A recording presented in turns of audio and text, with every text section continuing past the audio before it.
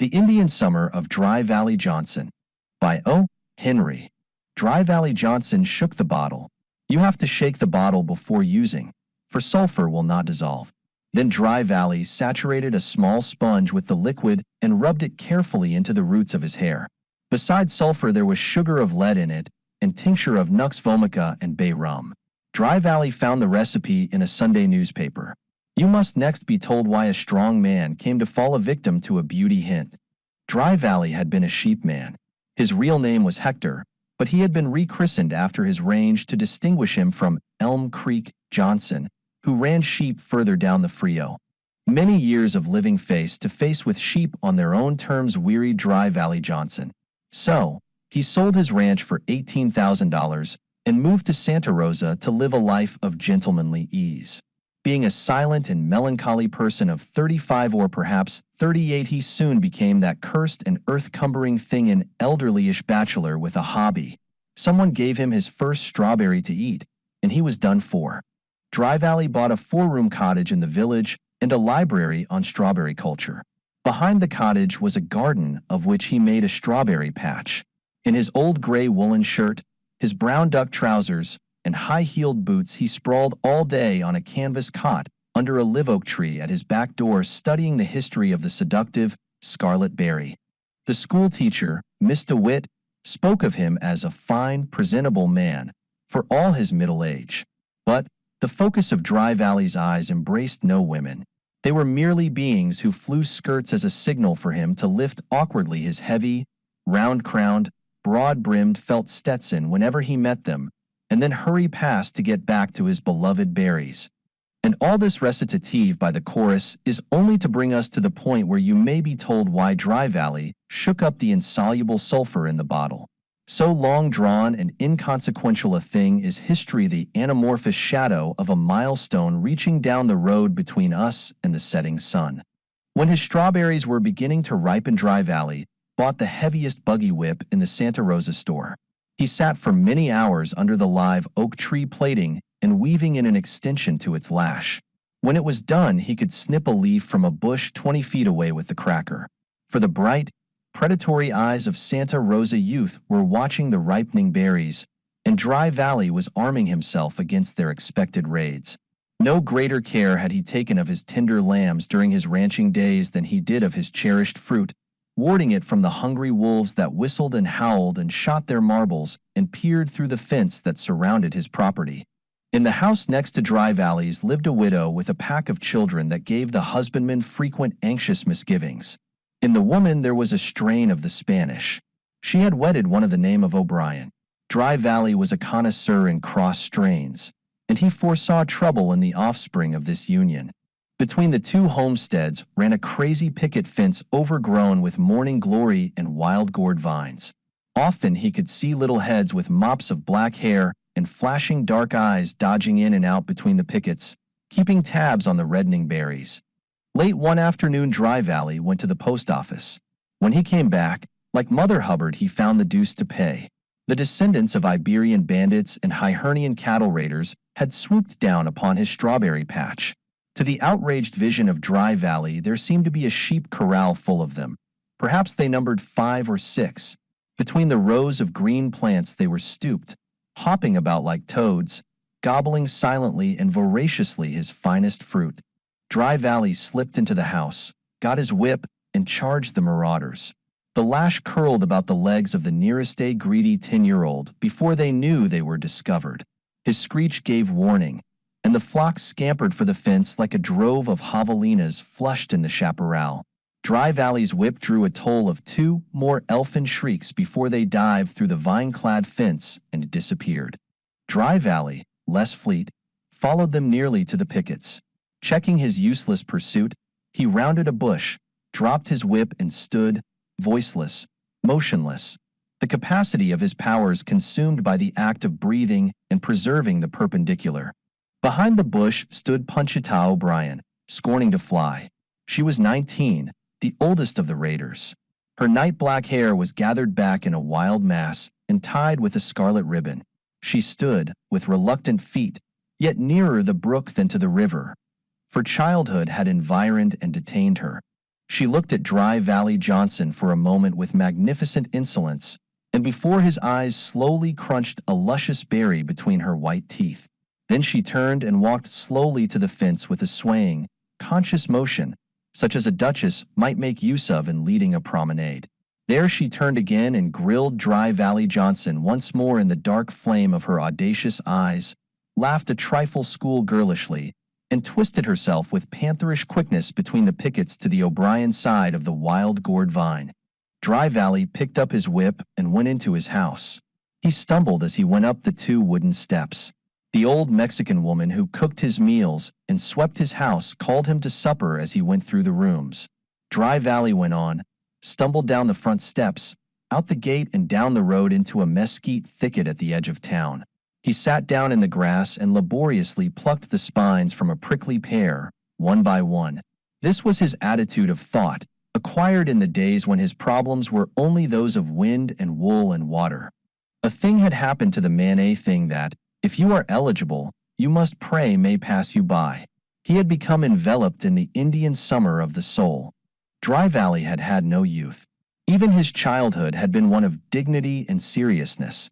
At 6, he had viewed the frivolous gambols of the lambs on his father's ranch with silent disapproval. His life as a young man had been wasted. The divine fires and impulses, the glorious exaltations and despairs, the glow and enchantment of youth had passed above his head. Never a thrill of Romeo had he known. He was but a melancholy Jacques of the forest with a ruder philosophy, lacking the bittersweet flavor of experience that tempered the veteran years of the rugged ranger of Arden. And now in his sere and yellow leaf, one scornful look from the eyes of Panchita O'Brien had flooded the autumnal landscape with a tardy and delusive summer heat. But a sheepman is a hardy animal. Dry Valley Johnson had weathered too many northers to turn his back on a late summer, spiritual or real. Old? He would show them. By the next mail went an order to San Antonio for an outfit of the latest clothes, colors and styles, and prices no object. The next day went the recipe for the hair restorer clipped from a newspaper. For Dry Valley's sunburned auburn hair was beginning to turn silvery above his ears. Dry Valley kept indoors closely for a week, except for frequent sallies after youthful strawberry snatchers. Then, a few days later, he suddenly emerged brilliantly radiant in the hectic glow of his belated midsummer madness. A jaybird blue tennis suit covered him outwardly, almost as far as his wrists and ankles. His shirt was oxblood, his collar winged and tall, his necktie a floating oriflamme, his shoes a venomous bright tan, pointed and shaped on penitential lasts. A little flat straw hat with a striped band desecrated his weather-beaten head. Lemon-colored kid gloves protected his oak-tough hands from the benignant May sunshine. This sad and optic-smiting creature teetered out of its den, smiling foolishly and smoothing its gloves for men and angels to see. To such a pass had Dry Valley Johnson been brought by Cupid, who always shoots game that is out of season with an arrow from the quiver of Momus. Reconstructing mythology, he had risen, a prismatic macaw, from the ashes of the gray-brown phoenix that had folded its tired wings to roost under the trees of Santa Rosa. Dry Valley paused in the street to allow Santa Rosans within sight of him to be stunned, and then deliberately and slowly, as his shoes required, entered Mrs. O'Brien's gate. Not until the 11 months drought did Santa Rosa cease talking about Dry Valley Johnson's courtship of Panchita O'Brien. It was an unclassifiable procedure, something like a combination of cake, walking, deaf and dumb oratory, postage stamp flirtation, and parlor charades. It lasted 2 weeks and then came to a sudden end. Of course, Mrs. O'Brien favored the match as soon as Dry Valley's intentions were disclosed. Being the mother of a woman child, and therefore a charter member of the ancient order of the rat trap, she joyfully decked out Panchita for the sacrifice. The girl was temporarily dazzled by having her dresses lengthened and her hair piled up on her head, and came near forgetting that she was only a slice of cheese. It was nice, too, to have as good a match as Mr. Johnson paying you attentions, and to see the other girls fluttering the curtains at their windows to see you go by with him. Dry Valley bought a buggy with yellow wheels and a fine trotter in San Antonio. Every day he drove out with Panchita. He was never seen to speak to her when they were walking or driving. The consciousness of his clothes kept his mind busy, The knowledge that he could say nothing of interest kept him dumb. The feeling that Panchita was there kept him happy. He took her to parties and dances, and to church. He tried. No man ever tried so hard to be young as Dry Valley did. He could not dance, but he invented a smile which he wore on these joyous occasions, a smile that, in him, was as great a concession to mirth and gaiety as turning handsprings would be in another. He began to seek the company of the young men in the town, even of the boys. They accepted him as a decided damper, for his attempts at sportiveness were so forced that they might as well have essayed their games in a cathedral. Neither he nor any other could estimate what progress he had made with Panchita. The end came suddenly in one day, as often disappears the false afterglow before a November sky and wind. Dry Valley was to call for the girl one afternoon at 6 for a walk. An afternoon walk in Santa Rosa was a feature of social life that called for the pink of one's wardrobe. So Dry Valley began gorgeously to array himself, and so early that he finished early and went over to the O'Brien cottage. As he neared the porch on the crooked walk from the gate, he heard sounds of revelry within. He stopped and looked through the honeysuckle vines in the open door. Panchita was amusing her younger brothers and sisters. She wore a man's clothes, no doubt those of the late Mr. O'Brien. On her head was the smallest brother's straw hat, decorated with an ink-striped paper band. On her hands were flapping yellow cloth gloves, roughly cut out and sewn for the masquerade. The same material covered her shoes, giving them the semblance of tan leather. High collar and flowing necktie were not omitted. Panchita was an actress. Dry Valley saw his affectedly youthful gait, his limp where the right shoe hurt him, his forced smile, his awkward simulation of a gallant air, all reproduced with startling fidelity. For the first time a mirror had been held up to him.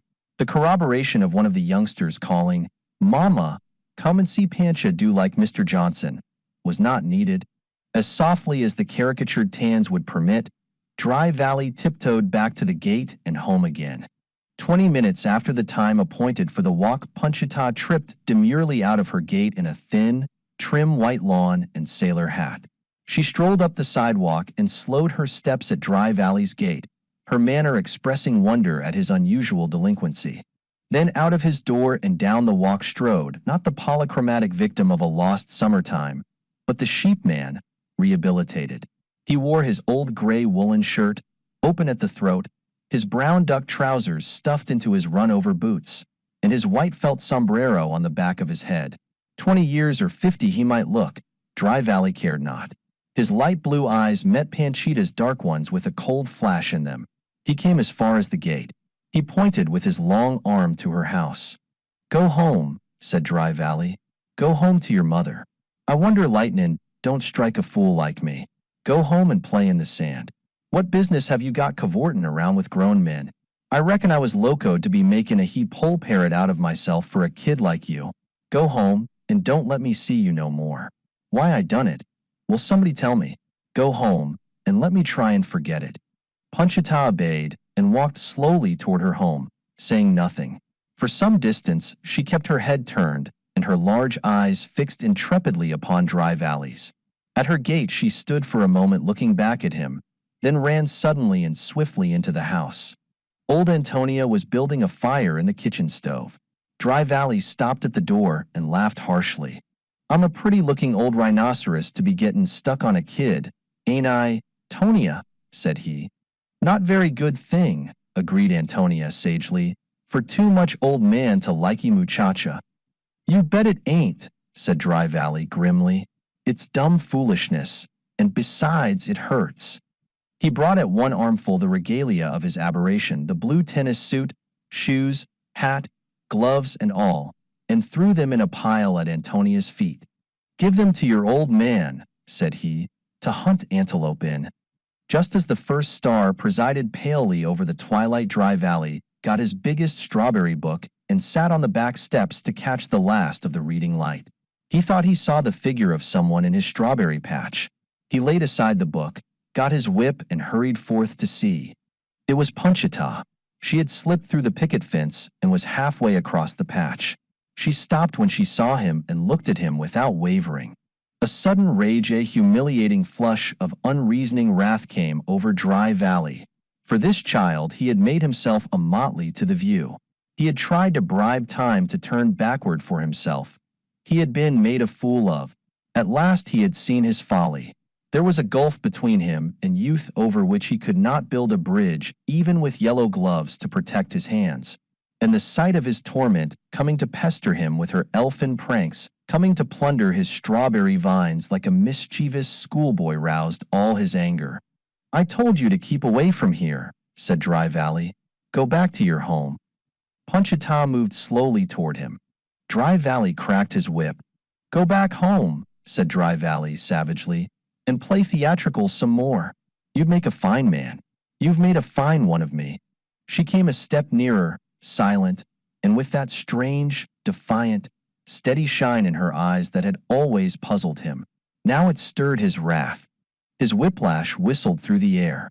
He saw a red streak suddenly come out through her white dress above her knee where it had struck.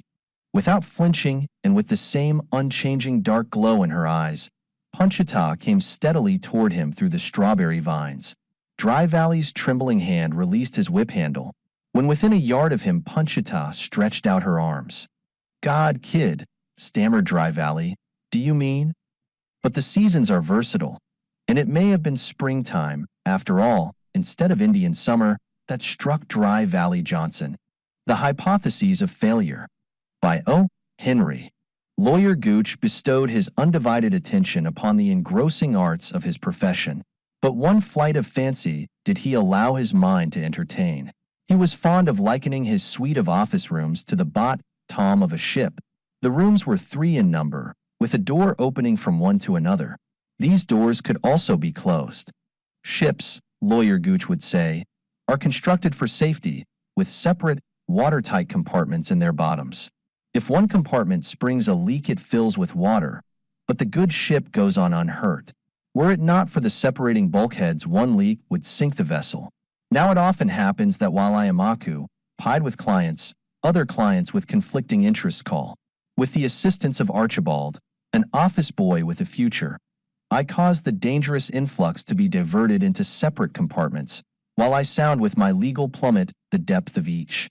If nieces sorry, they may be hailed into the hallway and permitted to escape by way of the stairs, which we may term the lee scuppers.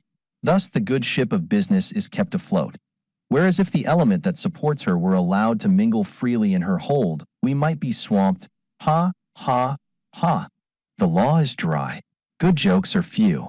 Surely it might be permitted Lawyer Gooch to mitigate the bore of briefs, the tedium of torts, and the prosiness of processes with even so light a levy upon the good property of humor. Lawyer Gooch's practice leaned largely to the settlement of marital infelicities. Did matrimony languish through complications, he mediated, soothed, and arbitrated. Did it suffer from implications, he readjusted, defended, and championed. Did it arrive at the extremity of duplications, he always got light sentences for his clients. But not always was Lawyer Gooch the keen, armed, wily belligerent, ready with his two-edged sword to lop off the shackles of Hymen. He had been known to build up instead of demolishing, to reunite instead of severing, to lead erring and foolish ones back into the fold instead of scattering the flock. Often had he, by his eloquent and moving appeals, sent husband and wife, weeping, back into each other's arms. Frequently he had coached childhood so successfully that, at the psychological moment, and at a given signal, the plaintive pipe of "Papa, won't you turn home again to me and mother?" had won the day and upheld the pillars of a tottering home. Unprejudiced persons admitted that Lawyer Gooch received as big fees from these revoked clients as would have been paid him had the cases been contested in court. Prejudiced ones intimated that his fees were doubled, because the penitent couples always came back later for the divorce, anyhow. There came a season in June when the legal ship of Lawyer Gooch, to borrow his own figure, was nearly becalmed. The divorce mill grinds slowly in June. It is the month of Cupid and Hymen. Lawyer Gooch, then, sat idle in the middle room of his clientless suite. A small anteroom connected, or rather separated, this apartment from the hallway. Here was stationed Archibald, who wrested from visitors their cards or oral nomenclature which he bore to his master while they waited. Suddenly, on this day, there came a great knocking at the outermost door. Archibald, opening it, was thrust aside as superfluous by the visitor, who without due reverence at once trotted to the office of Lawyer Gooch and threw himself with good-natured insolence into a comfortable chair facing that gentleman. "You are Phineas C. Gooch, attorney at law?"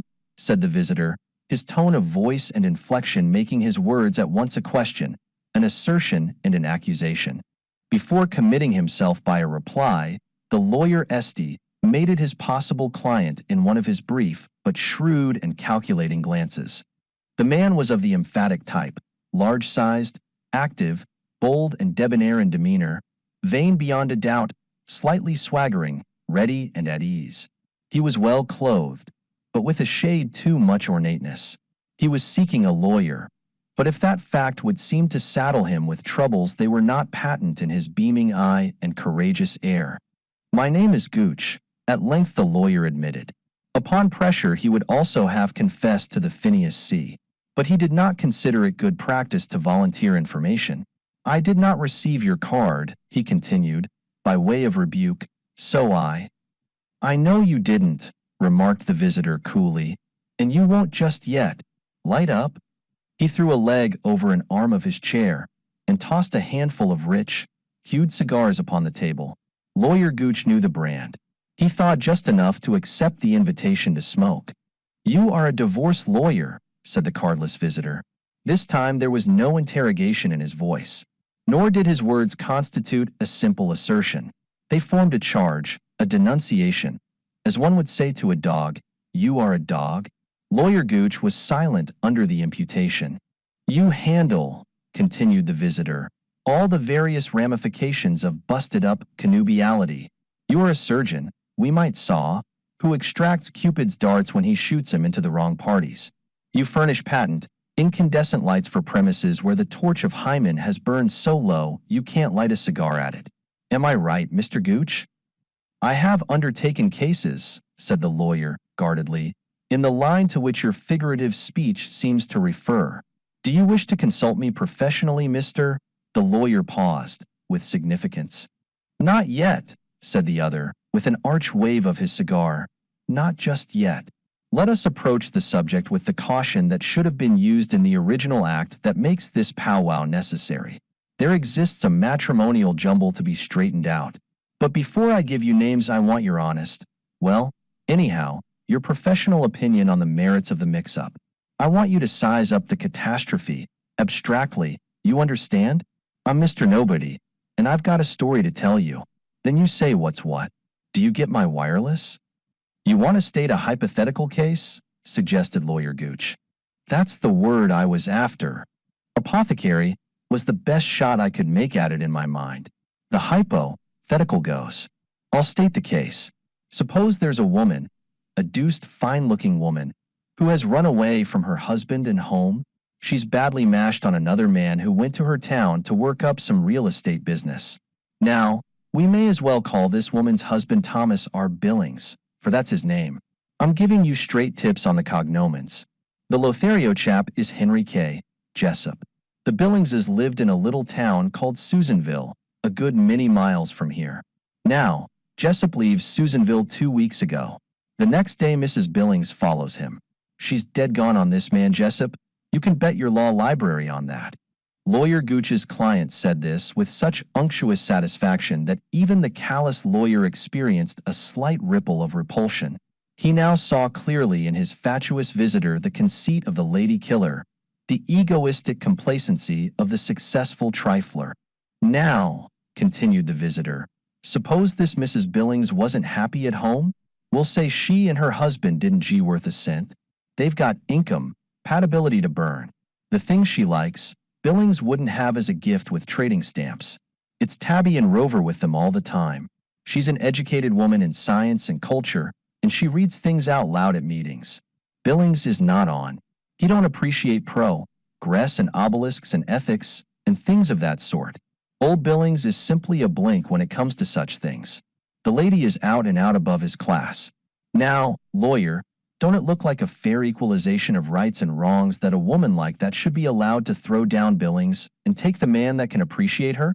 "Incompatibility," said Lawyer Gooch, is undoubtedly the source of much marital discord and unhappiness. Where it is positively proved, divorce would seem to be the equitable remedy. Excuse me, is this man Jessup one to whom the lady may safely trust her future? Oh, you can bet on Jessup, said the client, with a confident wag of his head. Jessup's all right. He'll do the square thing. Why? He left Susanville just to keep pupil from talking about Mrs. Billings. But she followed him up, and now, of course, he'll stick to her. When she gets a divorce, all legal and proper, Jessup the proper thing. And now, said Lawyer Gooch, continuing the hypo, if you prefer, and supposing that my services should iron in the case, what? The client rose impulsively to his feet. Oh, dang the hypothetical business, he exclaimed, impatiently. Let's let her drop, and get down to straight talk. You ought to know who I am by this time. I want that woman to have her divorce. I'll pay for it. The day you set Mrs. Billings free, I'll pay you $500. Lawyer Gooch's client banged his fist upon the table to punctuate his generosity. If that is the case, began the lawyer. Lady to see you, sir, bawled Archibald, bouncing in from his anteroom. He had orders to always announce immediately any client that might come. There was no sense in turning business away. Lawyer Gooch took client number 1 by the arm and led him suavely into one of the adjoining rooms. Favor me by remaining here a few minutes, sir, said he. I will return and resume our consultation with the least possible delay. I am rather expecting a visit from a very wealthy old lady in connection with a will. I will not keep you waiting long. The breezy gentleman seated himself with obliging acquiescence. Eud took up a magazine. The lawyer returned to the middle office, carefully closing behind him the connecting door. Show the lady in, Archibald, he said to the office boy, who was awaiting the order. A tall lady, of commanding presence and sternly hand, entered the room. She wore robes, not clothes, ample and fluent. In her I could be perceived the lambent flame of genius and soul. In her hand was a green bag of the capacity of a bushel, and an umbrella that also seemed to wear a robe, ample and fluent. She accepted a chair. Are you Mr. Phineas C. Gooch, the lawyer? She asked, in formal and unconciliatory tones. I am, answered Lawyer Gooch, without circumlocution. He never circumlocuted when dealing with a woman. Women circumlocute. Time is wasted when both sides in debate employ the same tactics. As a lawyer, sir, began the lady, you may have acquired some knowledge of the human heart. Do you believe that the pusillanimous and petty conventions of our artificial social life should stand as an obstacle in the way of a noble and affectionate heart when it finds its true mate among the miserable and worthless wretches in the world that are called men? Madam, said Lawyer Gooch, in the tone that he used in curbing his female clients, this is an office for conducting the practice of law. I am a lawyer, not a philosopher, nor the editor of an answers to the lovelorn column of a newspaper. I have other clients waiting. I will ask you kindly to come to the point. Well, you needn't get so stiff around the gills about it, said the lady, with a snap of her luminous eaves and a startling gyration of her umbrella. Business is what I've come for. I want your opinion in the matter of a suit for divorce, as the vulgar would call it, but which is really only the readjustment of the false and ignoble conditions that the short-sighted laws of man have interposed between a loving— I beg your pardon, madam, interrupted Lawyer Gooch with some impatience, for reminding you again that this is a law office. Perhaps Mrs. Wilcox— Mrs. Wilcox is all right, cut in the lady, with a hint of asperity, and so are Tolstoy, and Mrs. Gertrude Atherton, and Omar Khayyam, and Mr. Edward Bach. I've read 'em all. I would like to discuss with you the divine right of the soul, as opposed to the freedom-destroy-ing restrictions of a bigoted and narrow-minded society. But I will proceed to business. I would prefer to lay the matter before you in an impersonal way until vous pass upon its merits. That is to describe it as a supposable instance without— You wish to state a hypothetical case? Said Lawyer Gooch. I was going to say that, said the lady sharply. Now, suppose there is a woman who is all soul and heart and aspirations for a complete existence. This woman has a husband who is far below her in intellect, in taste, in everything. Bah, he is a brute. He despises literature. He sneers at the lofty thoughts of the world's great thinkers. He thinks only of real estate and such sordid things. He is no mate for a woman with soul. We will say that this unfortunate wife one day meets with her ideal, a man with brain and heart and force. She loves him. Although this man feels the thrill of a newfound affinity, he is too noble, too honorable to declare himself. He flies from the presence of his beloved. She flies after him, trampling, with superb indifference, upon the fetters with which an unenlightened social system would bind her. Now, what will a divorce cost? Eliza and Timmons, the poetess of Sycamore Gap, got one for $340. Can this lady I speak of get one that cheap? Madam, said Lawyer Gooch, your last 2 or 3 sentences delight me with their intelligence and clearness. Can we not now abandon the hypothetical and come down to names and business? I should say so, exclaimed the lady, adopting the practical with admirable readiness. Thomas R. Billings is the name of the low brute who stands between the happiness of his legal, but not his spy tool, wife, and Henry K. Jessup, the noble man whom nature intended for her mate. I, concluded the client, with an air of dramatic revelation, am Mrs. Billings. Gentlemen to see you, sir, shouted Archibald. Invad. I'm to the room almost at a handspring.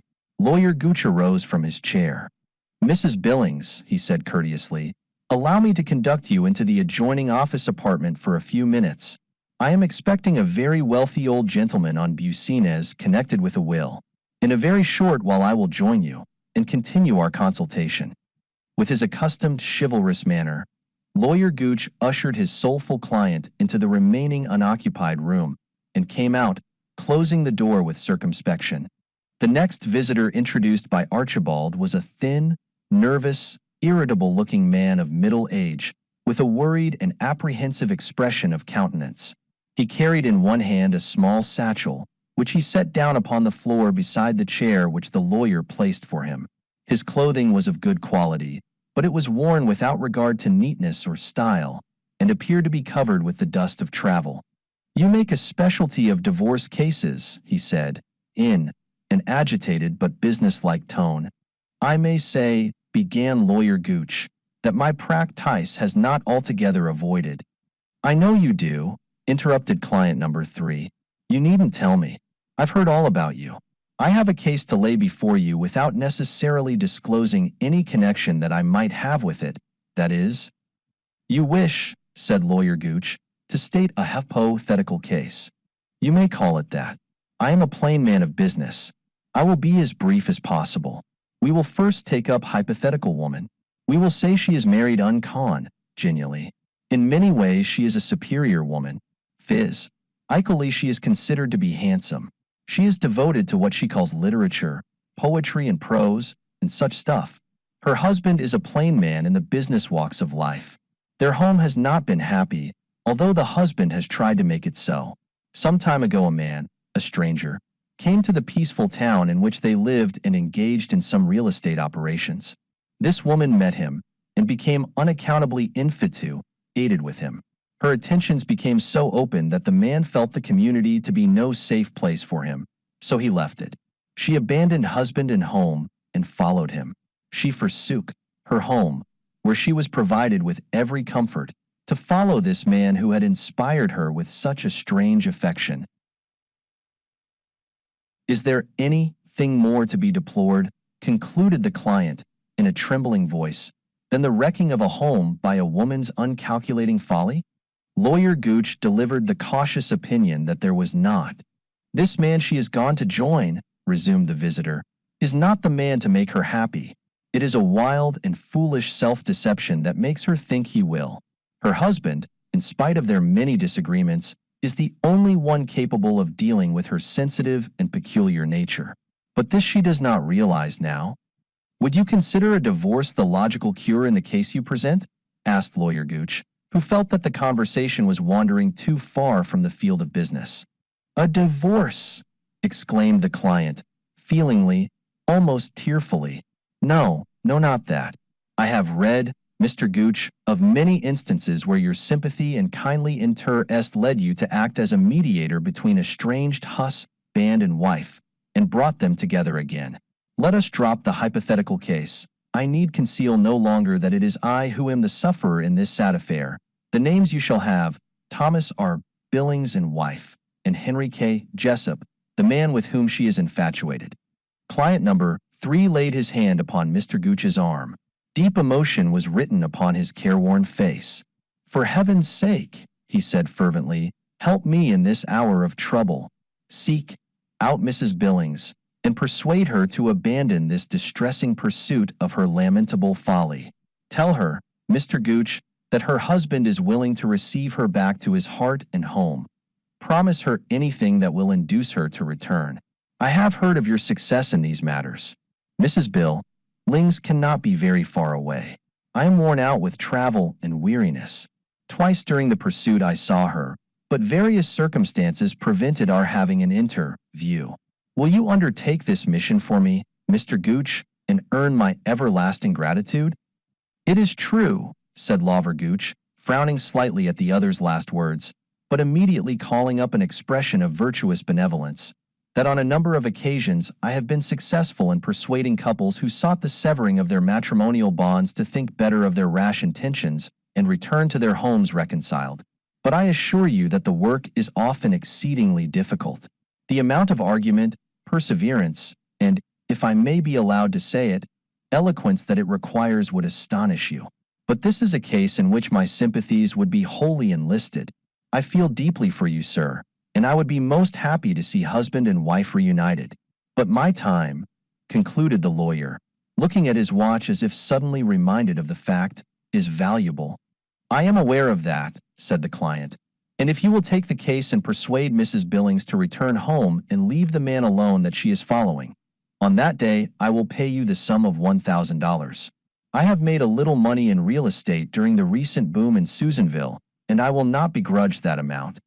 Retain your seat for a few moments, please, said Lawyer Gooch, arising, and again consulting his watch. I have another client waiting in an adjoining room whom I had very nearly forgotten. I will return in the briefest possible space. The situation was now one that fully satisfied Lawyer Gooch's love of intricacy and complication. He reveled in cases that presented such subtle problems and possibilities. It pleased him to think that he was master of the happiness and fate of the 3 individuals who sat, unconscious of one another's presence, within his reach. His old figure of the ship glided into his mind. But now the figure failed, for to have filled every compartment of an actual vessel would have been to endanger her safety. With his compartments full, his ship of affairs could but sail on to the advantageous port of a fine, fat fee. The thing for him to do, of course, was to wring the best bargain he could from someone of his anxious cargo. First he called to the office boy, "Lock the outer door, Archibald, and admit no one." Then he moved, with long, silent strides into the room in which client number 1 waited. That gentleman sat, patiently scanning the pictures in the magazine, with a cigar in his mouth and his feet upon a table. "Well," he remarked, cheerfully, as the lawyer entered, "have you made up your mind? Does $500 go for getting the fair lady a divorce?" "You mean that as a retainer?" asked Lawyer Gooch, softly interrogative. "Hey? No, for the whole job. It's enough, ain't it?" "My fee," said Lawyer Gooch, "would be $1,500. $500 down, and the remainder upon issuance of the divorce." A loud whistle came from client number 1. His feet descended to the floor. "Guess we can't close the deal," he said, arising. "I cleaned up $500 in a little real estate dicker down in Susanville. I'd do anything I could to free the lady, but it outsizes my pile." "Could you stand $1,200? asked the lawyer, insinuatingly. "500 is my limit, I tell you. Guess I'll have to hunt up a cheaper lawyer." The client put on his hat. "Out this way, please," said Lawyer Gooch, opening the door that led into the hallway. As the gentleman flowed out of the compartment and down the stairs, Lawyer Gooch smiled to himself. "Exit Mr. Jessup," he murmured, as he fingered the Henry Clay tuft of hair at his ear. "And now for the forsaken husband." He returned to the middle office and assumed a businesslike manner. "I understand," he said to client number 3, "that you agree to pay $1,000 if I bring about, or am instrumental in bringing about, the return of Mrs. Billings to her home and her abandonment of her infatuated pursuit of the man for whom she has conceived such a violent fancy. Also that the case is now unreservedly in my hands on that basis. Is that correct?" "Entirely," said the other, eagerly, "and I can produce the cash any time at 2 hours' notice." Lawyer Gooch stood up at his full height. His thin figure seemed to expand. His thumbs sought the arm holes of his vest. Upon his face was a look of pathetic benignity that he always wore during such undertakings. "Then, sir," he said in kindly tones, "I think I can promise you an early relief from your troubles. I have that much confidence in my powers of argument and persuasion, in the natural impulses of the human heart toward good, and in the strong influence of a husband's unfaltering love. Mrs. Bellino's, sir, is here, in that room." The lawyer's long arm pointed to the door. "I will call her in at once, and our united pleadings." Lawyer Gooch paused, for client number 3 had leaped from his chair as if propelled by steel springs and clutched his satchel. "What the devil," he exclaimed, harshly, "do vous mean? That woman in there? I thought I shook her off 40 miles back." He ran to the open window, looked out below, and threw one leg over the sill. "Stop!" cried Lawyer Gooch, in amazement. "What would you do? Come, Mr. Billings, and face your erring but innocent wife. Our combined entreaties cannot fail to—" "Billings!" shouted the now thoroughly moved client. "I'll Billings you, you old idiot." Turning, he hurled his satchel with fury at the lawyer's head. It struck that astounded peacemaker between the eyes, causing him to stagger backward a pace or two. When Lawyer Gooch recovered his wits, he saw that his client had disappeared. Rushing to the window, he leaned out and saw the recreant gathering himself up from the top of a shed upon which he had dropped from the second-story window. Without stopping to collect his hat, he then plunged downward the remaining 10 feet to the alley, up which he flew with prodigious celerity until the surrounding buildings swallowed him up from view. Lawyer Gooch passed his hand tremblingly across his brow. It was a habitual act with him, serving to clear his thoughts. Perhaps also it now seemed to soothe the spot where a very hard alligator hide satchel had struck. The satchel lay upon the floor, wide open, with its contents spilled about. Mechanically, Lawyer Gooch stooped to gather up the articles. The first was a collar, and the omniscient eye of the man of law perceived, wonderingly, the initials HKJ marked upon it. Then came a comb, a brush, a folded map, and a piece of soap. Lastly, a handful of old business letters, addressed, every one of them, to Henry K. Jessup, Esq. Lawyer Gooch closed the satchel and set it upon the table. He hesitated for a moment, and then put on his hat and walked into the office boy's anteroom. "Archibald," he said mildly, as he opened the hall door, "I am going around to the Supreme Court rooms.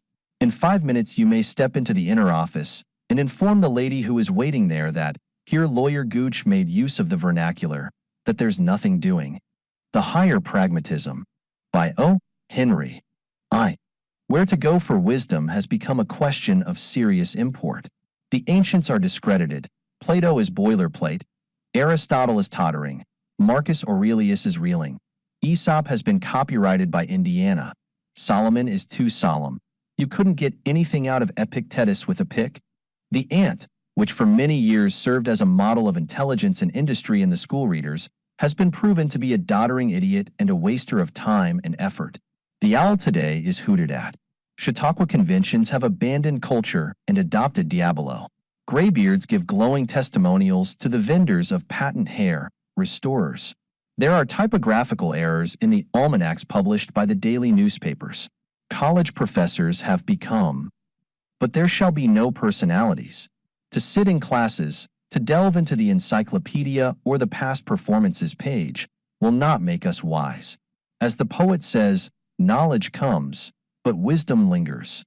Wisdom is dew, which, while we know it not, soaks into us, refreshes us, and makes us grow. Knowledge is a strong stream of water turned on us through a hose. It disturbs our roots. Then, let us rather gather wisdom. But how to do so requires knowledge. If we know a thing, we know it. But very often we are not wise to it that we are wise and... But let's go on with the story. 2. Once upon a time, I found a 10-cent magazine lying on a bench in a little city park. Anyhow, that was the amount he asked me for when I sat on the bench next to him. He was a musty, dingy, and tattered magazine, with some queer stories bound in him, I was sure. He turned out to be a scrapbook. I am a newspaper reporter, I said to him, to try him. I have been detailed to write up some of the experiences of the unfortunate ones who spend their evenings in this park. May I ask you to what you attribute your downfall in? I was interrupted by a laugh from my purchase, a laugh so rusty and unpracticed that I was sure it had been his first for many a day. Oh, no, no, said he. You ain't a reporter. Reporters don't talk that way. They pretend to be one of us and say they've just got in on the blind baggage from St. Louis. I can tell a reporter on sight. U.S. park bums get to be fine judges of human nature. We sit here all day and watch the people go by. I can size up anybody who walks past my bench in a way that would surprise you. Well, I said, go on and tell me.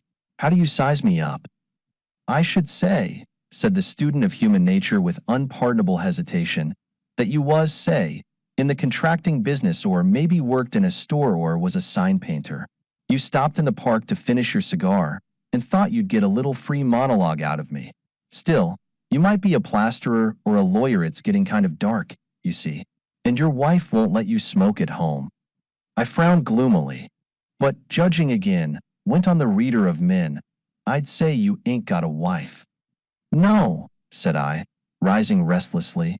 No, no, no, I ain't. But I will have, by the arrows of Cupid, that is, if... My voice must have trailed away and muffled itself in uncertainty and despair. I see you have a story yourself, said the dusty vagrant impudently. It seemed to me. Suppose you take your dime back and spin your yarn for me. I'm interested myself in the ups and downs of unfortunate ones who spend their evenings in the park. Somehow, that amused me. I looked at the frowsy derelict with more interest. I did have a story. Why not tell it to him? I had told none of my friends. I had always been a reserved and bottled-up man. It was psychical timidity or sensitiveness, perhaps both. And I smiled to myself in wonder when I felt an impulse to confide in this stranger and vagabond. Jack, said I. Mac, said he. Mac, said I, I'll tell you.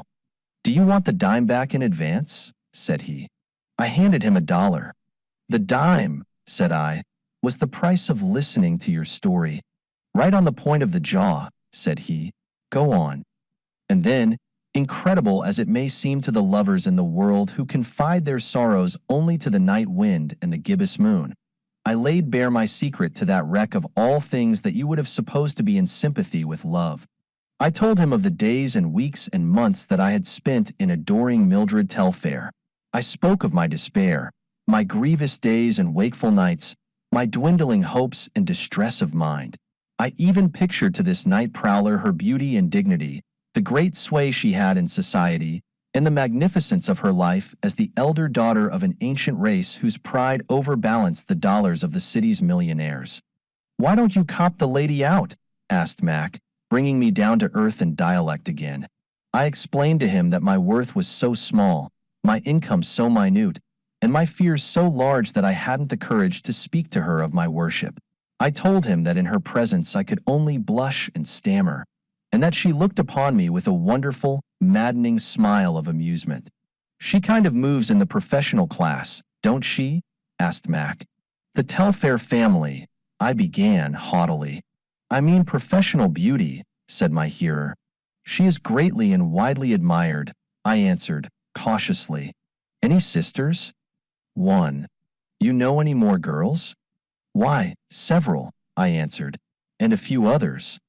Say, said Mac, tell me one thing, can you hand out the dope to other girls? Can you chin him and make matinee eyes at him and squeeze him? You know what I mean. You're just shy when it comes to this particular dame, the professional beauty, ain't that right? In a way, you have outlined the situation with approximate truth, I admitted. I thought so, said Mac grimly. Now, that reminds me of my own case. I'll tell you about it. I was indignant, but concealed it. What was this loafer's case or anybody's case compared with mine? Besides, I had given him $1.10.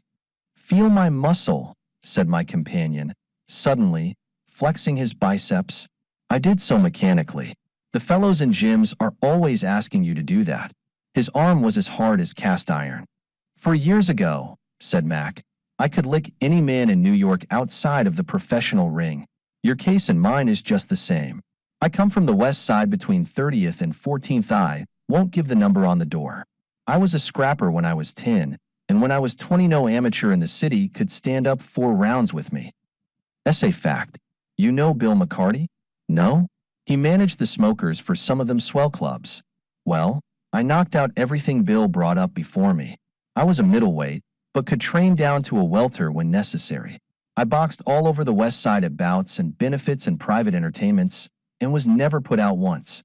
But, say, the first time I put my foot in the ring with a professional, I was no more than a canned lobster. I dunno how it was. I seemed to lose heart. I guess I got too much imagination. There was a formality and pubbliness about it that kind of weakened my nerve. I never won a fight in the ring. Lightweights and all kinds of scrubs used to sign up with my manager and then walk up and tap me on the wrist and see me fall. The minute I seen the crowd and a lot of gents in evening clothes down in front and seen a professional come inside the ropes, I got as weak as ginger ale. Of course, it wasn't long till I couldn't get no backers, and I didn't have any more chances to fight a professional or many amateurs either. But let me tell you, I was as good as most men inside the ring or out. It was just that dumb, dead feeling I had when I was up against a regular that always done me up. Well, sir, after I had got out of the business, I got a mighty grouch on. I used to go round town licking private citizens and all kinds of unprofessionals just to please myself. I'd lick cops in dark streets and car conductors and cab drivers and draymen whenever I could start a row with them. It didn't make any difference how big they were or how much science they had. I got away with them. If I'd only just have had the confidence in the ring that I had beating up the best men outside of it, I'd be wearing black pearls and heliotrope silk socks today. One evening I was walking along near the Bowery, thinking about things, when along comes a slumming party. About 6 or 7 they was, all in swallowtails, and these silk hats that don't shine. One of the gang kind of shoves me off the sidewalk. I hadn't had a scrap in 3 days, and I just says, "Delighted," and hits him back of the ear. Well, we had it. That Johnny put up as decent a little fight as you'd want to see in the moving pictures. It was on a side street, and no cops around. The other guy had a lot of science, but it only took me about 6 minutes to lay him out. Some of the swallowtails dragged him up against some steps and began to fan him. Another one of them comes over to me and says, "Young man, do you know what you've done?" "Oh, beat it," says I. "I've done nothing but a little punching bag work. Take Freddie back to Yale and tell him to quit studying sociology on the wrong side of the sidewalk." "My good fellow," says he, "I don't know who you are, but I'd like to. You've knocked out Reddy Burns, the champion middleweight of the world. He came to New York yesterday to try to get a match on with Jim Jeffries. If you... But when I come out of my faint, I was laying on the floor in a drug store saturated with aromatic spirits of ammonia. If I'd known that was Reddy Burns, I'd have got down in the gutter and crawled past him instead of handing him one like I did. Why, if I'd ever been in a ring and seen him climbing over the ropes, I'd have been all to the sal volatile. So that's what imagination does," concluded Mac. "And as I said, your case and mine is simultaneous. You'll never win out. You can't go up against the professionals. I tell you, it's a park bench for yours in this romance business." Mac, the pessimist, laughed harshly. "I'm afraid I don't see the parallel," I said, coldly. "I have only a very slight acquaintance with the prize ring." The derelict touched my sleeve with his forefinger for emphasis as he explained his parable. "Every man," said he with some dignity, "has got his lamps on something that looks good to him. With you, it's this dame that you're afraid to say your say to. With me, it was to win out in the ring. Well, you'll lose just like I did." "Why do you think I shall lose?" I asked warmly. "'Cause," said he, "you're afraid to go in the ring. You dasn't stand up before a professional. Your case and mine is just the same. You're an amateur, and that means that you'd better keep outside of the ropes." "Well, I must be going," I said, rising and looking with elaborate care at my watch. When I was 20 feet away, the park bencher called to me. "Much obliged for the $1, he said, "and for the dime, but you'll never get her. You're in the amateur class." "Serves you right," I said to myself, for hobnobbing with a tramp. But, as I walked, his words seemed to repeat themselves over and over again in my brain. I think I even grew angry at the man.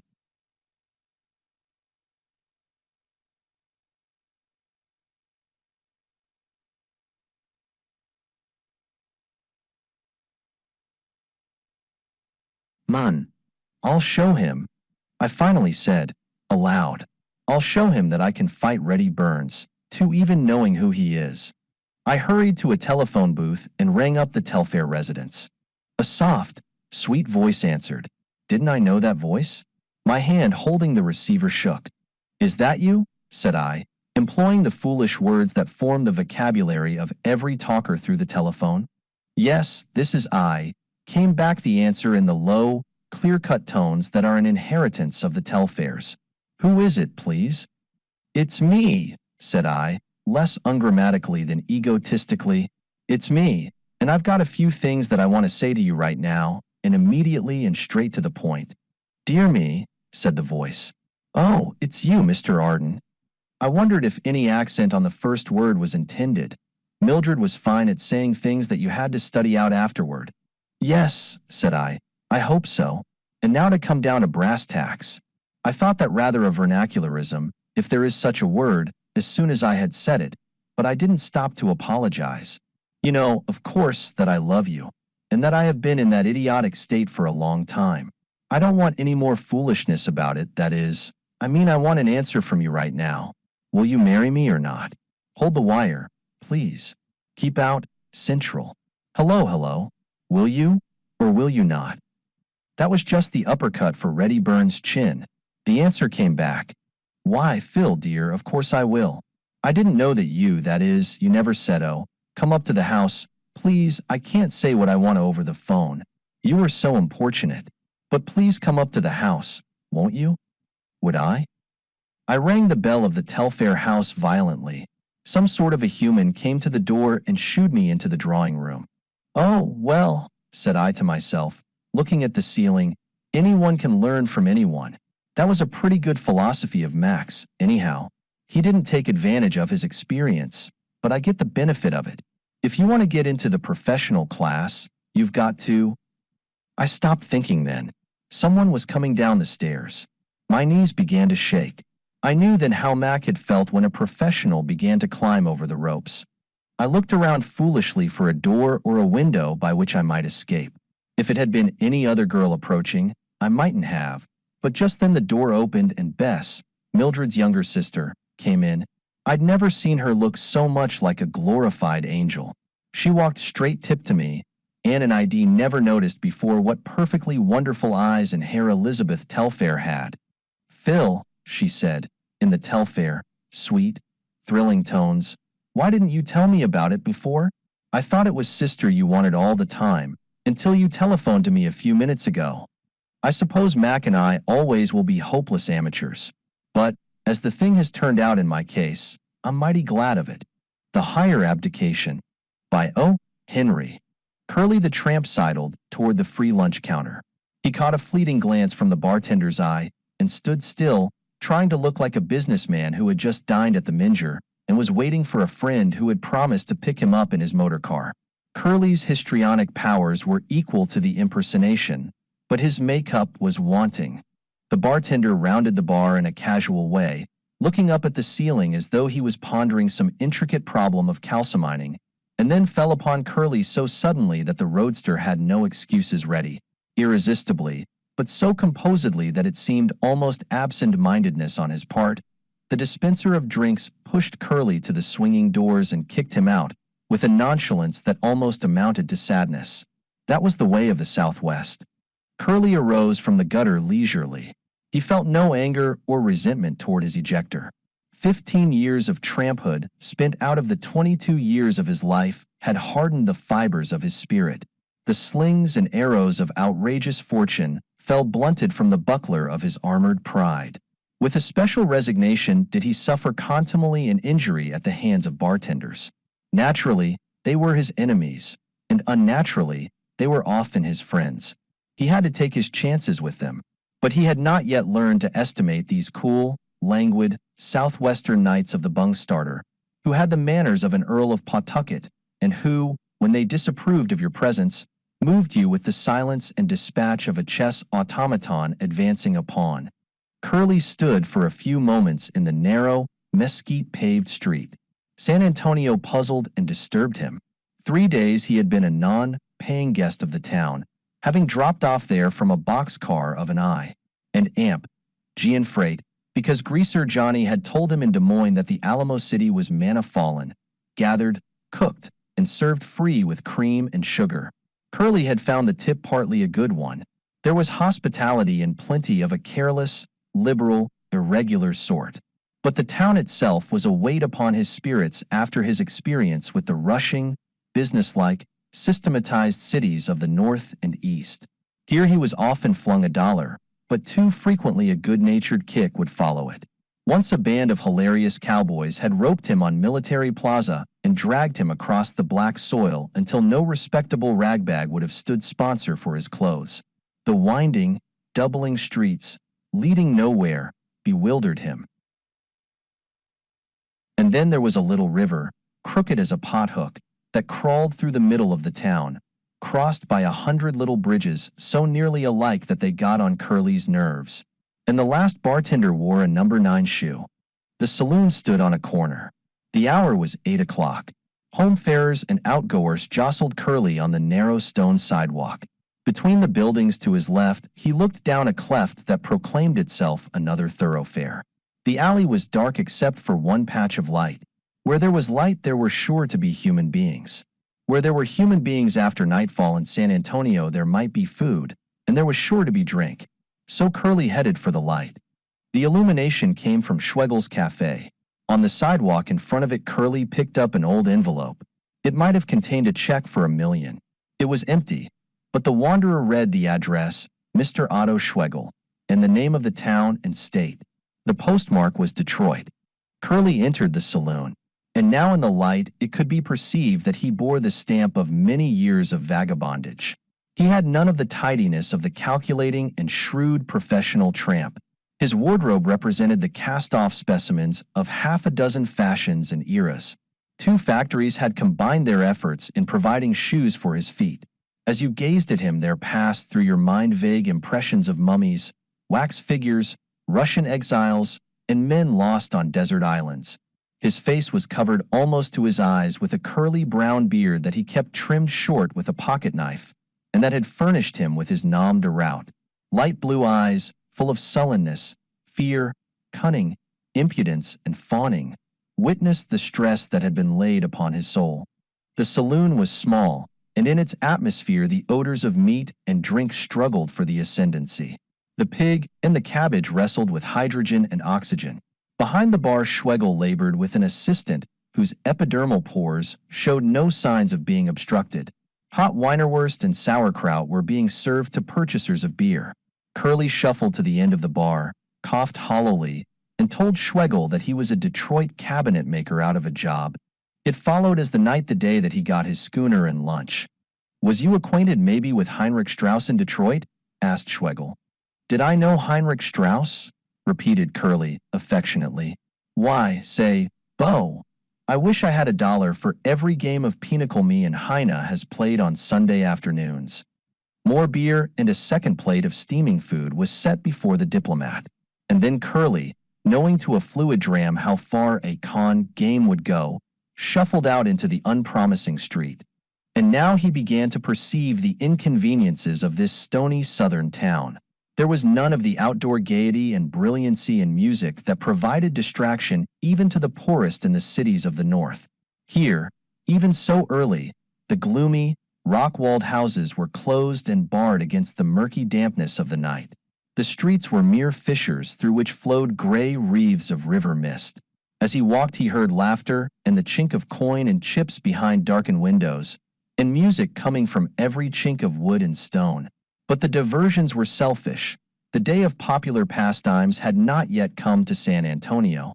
But at length Curly, as he strayed, turned the sharp angle of another lost street and came upon a rollicking band of stockmen from the outlying ranches celebrating in the open in front of an ancient wooden hotel. One great roisterer from the sheep country who had just instigated a movement toward the bar swept Curly in like a stray goat with the rest of his flock.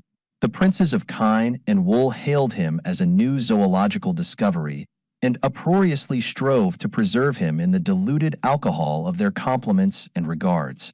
An hour afterward Curly staggered from the hotel barroom dismissed by his fickle friends, whose interest in him had subsided as quickly as it had risen. Full stoked with alcoholic fuel and cargoed with food, the only question remaining to disturb him was that of shelter and bed. A drizzling, cold Texas rain had begun to fall in endless, lazy, unintermittent downfall that lowered the spirits of men and raised a reluctant steam from the warm stones of the streets and houses. Thus comes the northern, dousing gentle spring and amiable autumn with the chilling salutes and adieus of coming and departing winter. Curly followed his nose down the first tortuous street into which his irresponsible feet conducted him.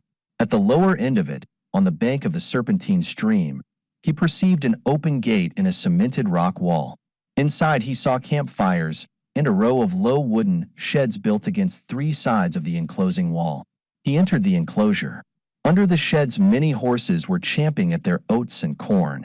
Many wagons and buckboards stood about with their teams' harness thrown carelessly upon the shafts and doubletrees.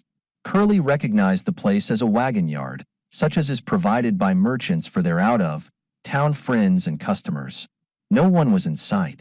No doubt the drivers of those wagons were scattered about the town, seeing the elephant and hearing the owl. In their haste to become patrons of the town's dispensaries of mirth and good cheer, the last ones to depart must have left the great wooden gate swinging open. Curly had satisfied the hunger of an anaconda and the thirst of a camel, so he was neither in the mood nor the condition of an explorer. He zigzagged his way to the first wagon that his eyesight distinguished in the semi-darkness under the shed. It was a two-horse wagon with a top of white canvas. The wagon was half filled with loose piles of wool sacks, 2 or 3 great bundles of gray blankets, and a number of bales, bundles, and boxes. A reasoning I would have estimated the load at once as ranch supplies, bound on the morrow for some outlying hacienda. But to the drowsy intelligence of Curly they represented only warmth and softness and protection against the cold humidity of the night. After several unlucky efforts, at last he conquered gravity so far as to climb over a wheel and pitch forward upon the best and warmest bed he had fallen upon in many a day. Then he became instinctively a burrowing animal, and dug his way like a prairie dog down among the sacks and blankets, hiding himself from the cold air as snug and safe as a bear in his den. For 3 nights sleep had visited Curly only in broken and shivering dozes. So now, when Morpheus condescended to pay him a call, Curly got such a stranglehold on the mythological old gentleman that it was a wonder that anyone else in the whole world got a wink of sleep that night. 6 cowpunchers of the Cibolo Ranch were waiting around the door of the ranch store. Their ponies cropped grass nearby, tied in the Texas fashion which is not tied at all. Their bridle reins had been dropped to the earth, which is a more effectual way of securing them, such is the power of habit and imagination, than you could devise out of a half-inch rope and a live-oak tree. These guardians of the cow lounged about, each with a brown cigarette paper in his hand, and gently but unceasingly cursed Sam Revell, the storekeeper. Sam stood in the door, snapping the red elastic bands on his pink madras shirt sleeves and looking down affectionately at the only pair of tan shoes within a 40-mile radius. His offense had been serious, and he was divided between humble apology and admiration for the beauty of his raiment. He had allowed the ranch stock of smoking to become exhausted. "I thought sure there was another case of it under the counter, boys," he explained, "but it happened to be Catterdge's." "You've sure got a case of appendicitis," said Pokey Rogers, fancy rider of the Largo Verde Potrero. Somebody ought to happen to give you a knock on the head with the butt end of a quirt. I've rode in 9 miles for some tobacco, and it don't appear natural and seemly that you ought to be allowed to live. The boys was smoking cut plug and dried mesquite leaves mixed when I left, sighed Mustang Taylor, horse wrangler of the Three Elm camp. They'll be looking for me back by 9. They'll be setting up, with their papers ready to roll a whiff of the real thing before bedtime. And I've got to tell 'em that this pink-eyed, sheep-headed, sulphur-footed, shirt-waisted son of a calico bronco, Sam Ravel, hasn't got no tobacco on hand.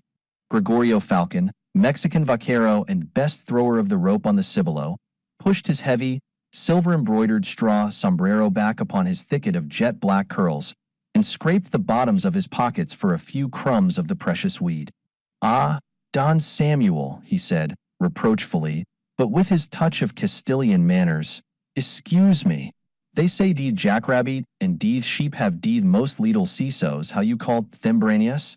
I don't believe that, Don Samuel, excuse me. I'd think people don't keep esmakin tobacco, but you will excuse me, Don Samuel. Now, what's the use of chewin' the rag, boys?" said the untroubled Sam, stooping over to rub the toes of his shoes with a red and yellow handkerchief. "Rance took the order for some more smokin' to San Antone with him Tuesday. Pancho rode Rance's hoss back yesterday, and Rance is goin' to drive the wagon back himself. There wa'n't much of a load, just some woolsacks and blankets and nails and canned peaches and a few things we was out of. I look for Rance to roll in today, sure. He's an early starter and a hell-to-split driver, and he ought to be here not far from sundown." "What plugs is he drivin'?" asked Mustang Taylor, with a smack of hope in his tones. "The buckboard grays," said Sam. "I'll wait a spell then," said the wrangler. "Them plugs eat up a trail like a road-runner swallowin' a whip snake. And you may bust me open a can of green-gage plums, Sam, while I'm waitin' for something better." "Open me some yellow clings," ordered Pokey Rogers. "I'll wait too." The tobaccoless punchers arranged themselves comfortably on the steps of the store. Inside, Sam chopped open with a hatchet the tops of the cans of fruit. The store, a big, white wooden building like a barn, stood 50 yards from the ranch house. Beyond it were the horse corrals, and still farther the wool sheds and the brush-topped shearing pens, for the Rancho Cibolo raised both cattle and sheep. Behind the store, at a little distance, were the grass-thatched jackals of the Mexicans who bestowed their allegiance upon the Cibolo. The ranch house was composed of 4 large rooms, with plastered adobe walls, and a 2-room wooden ell. A 20-feet-wide gallery circumvented the structure. It was set in a grove of immense live oaks and water elms near a lake, a long, not very wide, and tremendously deep lake in which at nightfall, great gars leaped to the surface and plunged with the noise of hippopotamuses frolicking at their bath. From the trees hung garlands and massive pendants of the melancholy gray moss of the south. Indeed, the Cibolo ranch house seemed more of the south than of the west. It looked as if old Kiowa Truesdell might have brought it with him from the lowlands of Mississippi when he came to Texas with his rifle in the hollow of his arm in '55. But, though he did not bring the family mansion, Truesdell did bring something in the way of a family inheritance that was more lasting than brick or stone. He brought one end of the Truesdell-Curtis family feud. And when a Curtis bought the Rancho de los Olmos, 16 miles from the Cibolo, there were lively times on the Pear Flats and in the chaparral thickets off the southwest. In those days, Truesdell cleaned the brush of many a wolf and tiger cat and Mexican lion, and 1 or 2 Curtises fell heirs to notches on his rifle stock. Also, he buried a brother with a Curtis bullet in him on the bank of the lake at Cibolo. And then the Kiowa Indians made their last raid upon the ranches between the Frio and the Rio Grande, and Truesdell, at the head of his rangers, rid the earth of them to the last brave, earning his sobriquet. Then came prosperity in the form of waxing herds and broadening lands. And then old age and bitterness when he sat, with his great mane of hair as white as the Spanish dagger blossoms and his fierce, pale blue eyes, on the shaded gallery at Cibolo, growling like the pumas that he had slain. He snapped his fingers at old age. The bitter taste to life did not come from that.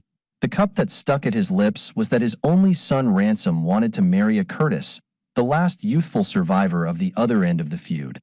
For a while, the only sounds to be heard at the store were the rattling of the tin spoons and the gurgling intake of the juicy fruits by the cowpunchers, the stamping of the grazing ponies, and the singing of a doleful song by Sam as he contentedly brushed his stiff auburn hair for the 20th time that day before a crinkly mirror. From the door of the store could be seen the irregular, sloping stretch of prairie to the south, with its reaches of light green, billowy mesquite flats in the lower places, and its rises crowned with nearly black masses of short chaparral.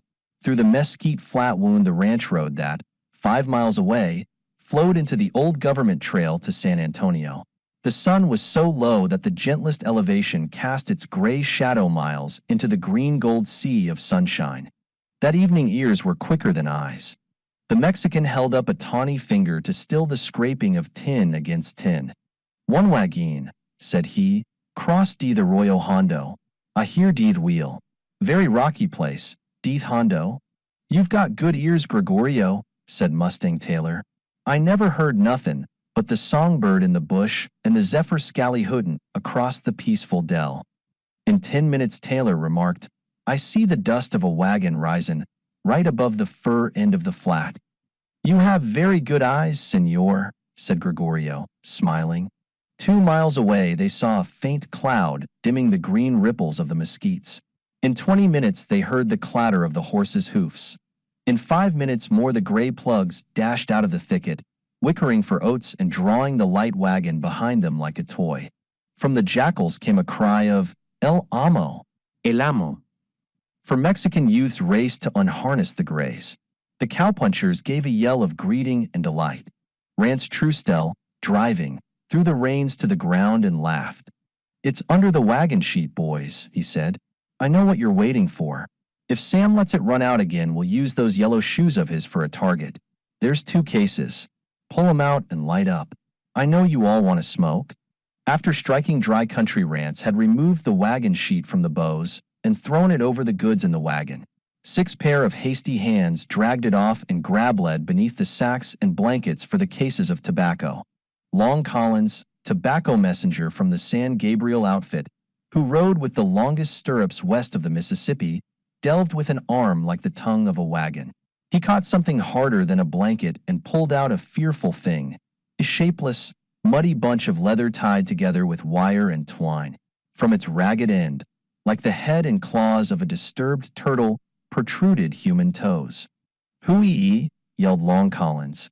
"Rance, are you a-packin' a round of corpuses? Here's a howlin' grashhoppers." Up from his long slumber popped Curly, like some vile worm from its burrow. He clawed his way out and sat blinking like a disreputable, drunken owl. His face was as bluish-red and puffed and seamed and cross-lined as the cheapest round steak of the butcher. His eyes were swollen slits, his nose a pickled beet. His hair would have made the wildest thatch of a jack-in-the-box look like the satin pole of a Cleo de Merode. The rest of him was scarecrow done to the life. Rance jumped down from his seat and looked at his strange cargo with wide-open eyes. "Here, you maverick, what are you doing in my wagon? How did you get in there?" The punchers gathered around in delight. For the time they had forgotten tobacco. Curly looked around him slowly in every direction. He snarled like a Scotch terrier through his ragged beard. "Where is this?" he rasped through his parched throat. "It's a damn farm in an old field. What did you bring me here for, say? Did I say I wanted to come here? What are you re-ubs rubberin' at, hey? G'wan, or I'll punch some of your faces." "Drag him out, Collins," said Rance. Curly took a slide and felt the ground rise up and collide with his shoulder blades. He got up and sat on the steps of the store shivering from outraged nerves, hugging his knees and sneering. Taylor lifted out a case of tobacco and wrenched off its top. 6 cigarettes began to glow, bringing peace and forgiveness to Sam. "How'd you come in my wagon?" repeated Rance, this time in a voice that drew a reply. Curly recognized the tone. He had heard it used by freight brakemen and large persons in blue carrying clubs. "Me?" he growled. "Oh, was you talking to me? Why, I was on my way to the Minger, but my valet had forgot to pack my pajamas. So I crawled into that wagon in the wagon yard, see? I never told you to bring me out to this bloomin' farm, see?" "What is it, Mustang?" asked Pokey Rogers, almost forgetting to smoke in his ecstasy. What do it live on? It's a galliwampus pokey, said Mustang. It's the thing that hollers willy wallop in elm trees in the low grounds of nights. I don't know if it bites. No, it ain't Mustang, volunteered Long Collins. Them gallawampuses has fins on their backs and 18 toes. This here is a hickle snifter. It lives under the ground and eats cherries. Don't stand so close to it. It wipes out villages with one stroke of its prehensile tail. Sam, the cosmopolite, who called bartenders in San Antone by their first name, stood in the door. He was a better zoologist. Well, ain't that a willy for your whiskers, he commented. Where'd you dig up the hobo, Rance? Going to make an auditorium for imbreviates out of the ranch? Say, said Curly, from whose panoplied breast all shafts of wit fell blunted. Any of you kiddin' guys got a drink on you? Have your fun. Say, I've been hittin' the stuff till I don't know straight up. He turned to Rance. Say, you shanghaied me on your deedy old prairie schooner. Did I tell you to drive me to a farm? I want a drink. I'm going all to little pieces. What's doing? Rance saw that the tramp's nerves were racking him. He dispatched one of the Mexican boys to the ranch house for a glass of whiskey. Curly gulped it down, and into his eyes came a brief, grateful glow as human as the expression in the eye of a faithful setter dog. Thank ye, boss, he said, quietly. You're 30 miles from a railroad and 40 miles from a saloon, said Rance. Curly fell back weakly against the steps. Since you are here, continued the ranchman, come along with me. We can't turn you out on the prairie. A rabbit might tear you to pieces. He conducted Curly to a large shed where the ranch vehicles were kept. There he spread out a canvas cot and brought blankets. I don't suppose you can sleep, said Rance, since you've been pounding your ear for 24 hours. But you can camp here till morning. I'll have Pedro fetch you up some grub. Sleep, said Curly. I can sleep a week. Say, sport, have you got a coffin nail on you? 50 miles had Ransom Truesdell driven that day. And yet this is what he did. Old Kiowa, Truesdell sat in his great wicker chair reading by the light of an immense oil lamp. Rance laid a bundle of newspapers fresh from town at his elbow. Back, Rance, said the old man, looking up. Son, old Kiowa continued. I've been thinking all day about a certain matter that we have talked about. I want you to tell me again. I've lived for you. I've fought wolves and Indians and worse white men to protect you. You never had any mother that you can remember. I've taught you to shoot straight, ride hard, and live clean. Later on I've worked to pile up dollars that'll be yours. You'll be a rich man, Rance, when my chunk goes out. I've made you. I've licked you into shape like a leopard cat licks its cubs. You don't belong to yourself. You've got to be a Truesdell first. Now, is there to be any more nonsense about this Curtis girl? I'll tell you once more, said Rance slowly. As I am a Truesdell and as you are my father, I'll never marry a Curtis. Good boy, said old Kiowa. You'd better go get some supper. Rance went to the kitchen at the rear of the house. Pedro, the Mexican cook, sprang up to bring the food he was keeping warm in the stove. Just a cup of coffee, Pedro, he said, and drank it standing, and then, there's a tramp on a cot in the wagon shed. Take him something to eat. Better make it enough for two. Rance walked out toward the jackals. A boy came running. Manuel, can you catch Vaminos in the little pasture? For me? Why not, senor? I saw him near the puerta but 2 hours past. He bears a drag rope. Get him and saddle him as quick as you can. Prontito, senor. Soon, mounted on Vaminos, Rance leaned in the saddle, pressed with his knees, and galloped eastward past the store, where sat Sam trying his guitar in the moonlight. Vaminos shall have a word Vaminos, the good done horse. The Mexicans, who have 100 names for the colors of a horse, called him Grullo. He was a mouse-colored, slate-colored, flea-bitten roan, done, if you can conceive it. Down his back from his mane to his tail went a line of black. He would live forever. And surveyors have not laid off as many miles in the world as he could travel in a day. 8 miles east of the Cibolo ranch house, Rance loosened the pressure of his knees, and Vaminos stopped under a big ratama tree. The yellow ratama blossoms showered fragrance that would have undone the roses of France. The moon made the earth a great concave bowl with a crystal sky for a lid. In a glade 5 jackrabbits leaped and played together like kittens. 8 miles farther east shone a faint star that appeared to have dropped below the horizon. Night riders, who often steered their course by it, knew it to be the light in the Rancho de los Olmos. In 10 minutes, Yenna Curtis galloped to the tree on her sorrel pony Dancer. The two leaned and clasped hands heartily. "I ought to have ridden nearer your home," said Rance, "but you never will let me." Yenna laughed, and in the soft light you could see her strong white teeth and fearless eyes. No sentimentality there, in spite of the moonlight, the odor of the ratamas, and the admirable figure of Rance Trustel, the lover. But she was there, 8 miles from her home, to meet him. "How often have I told you, Rance," she said, "that I am your halfway girl, always halfway?" "Well?" said Rance, with a question in his tones. "I did," said Yenna, with almost a sigh. "I told him after dinner when I thought he would be in a good humor. Did you ever wake up a lion, Rance, with the mistaken idea that he would be a kitten? He almost tore the ranch to pieces. It's all up. I love my daddy, Rance, and I'm afraid of him too. He ordered me to promise that I'd never marry a Trustel. I promised. That's all. What luck did you have?"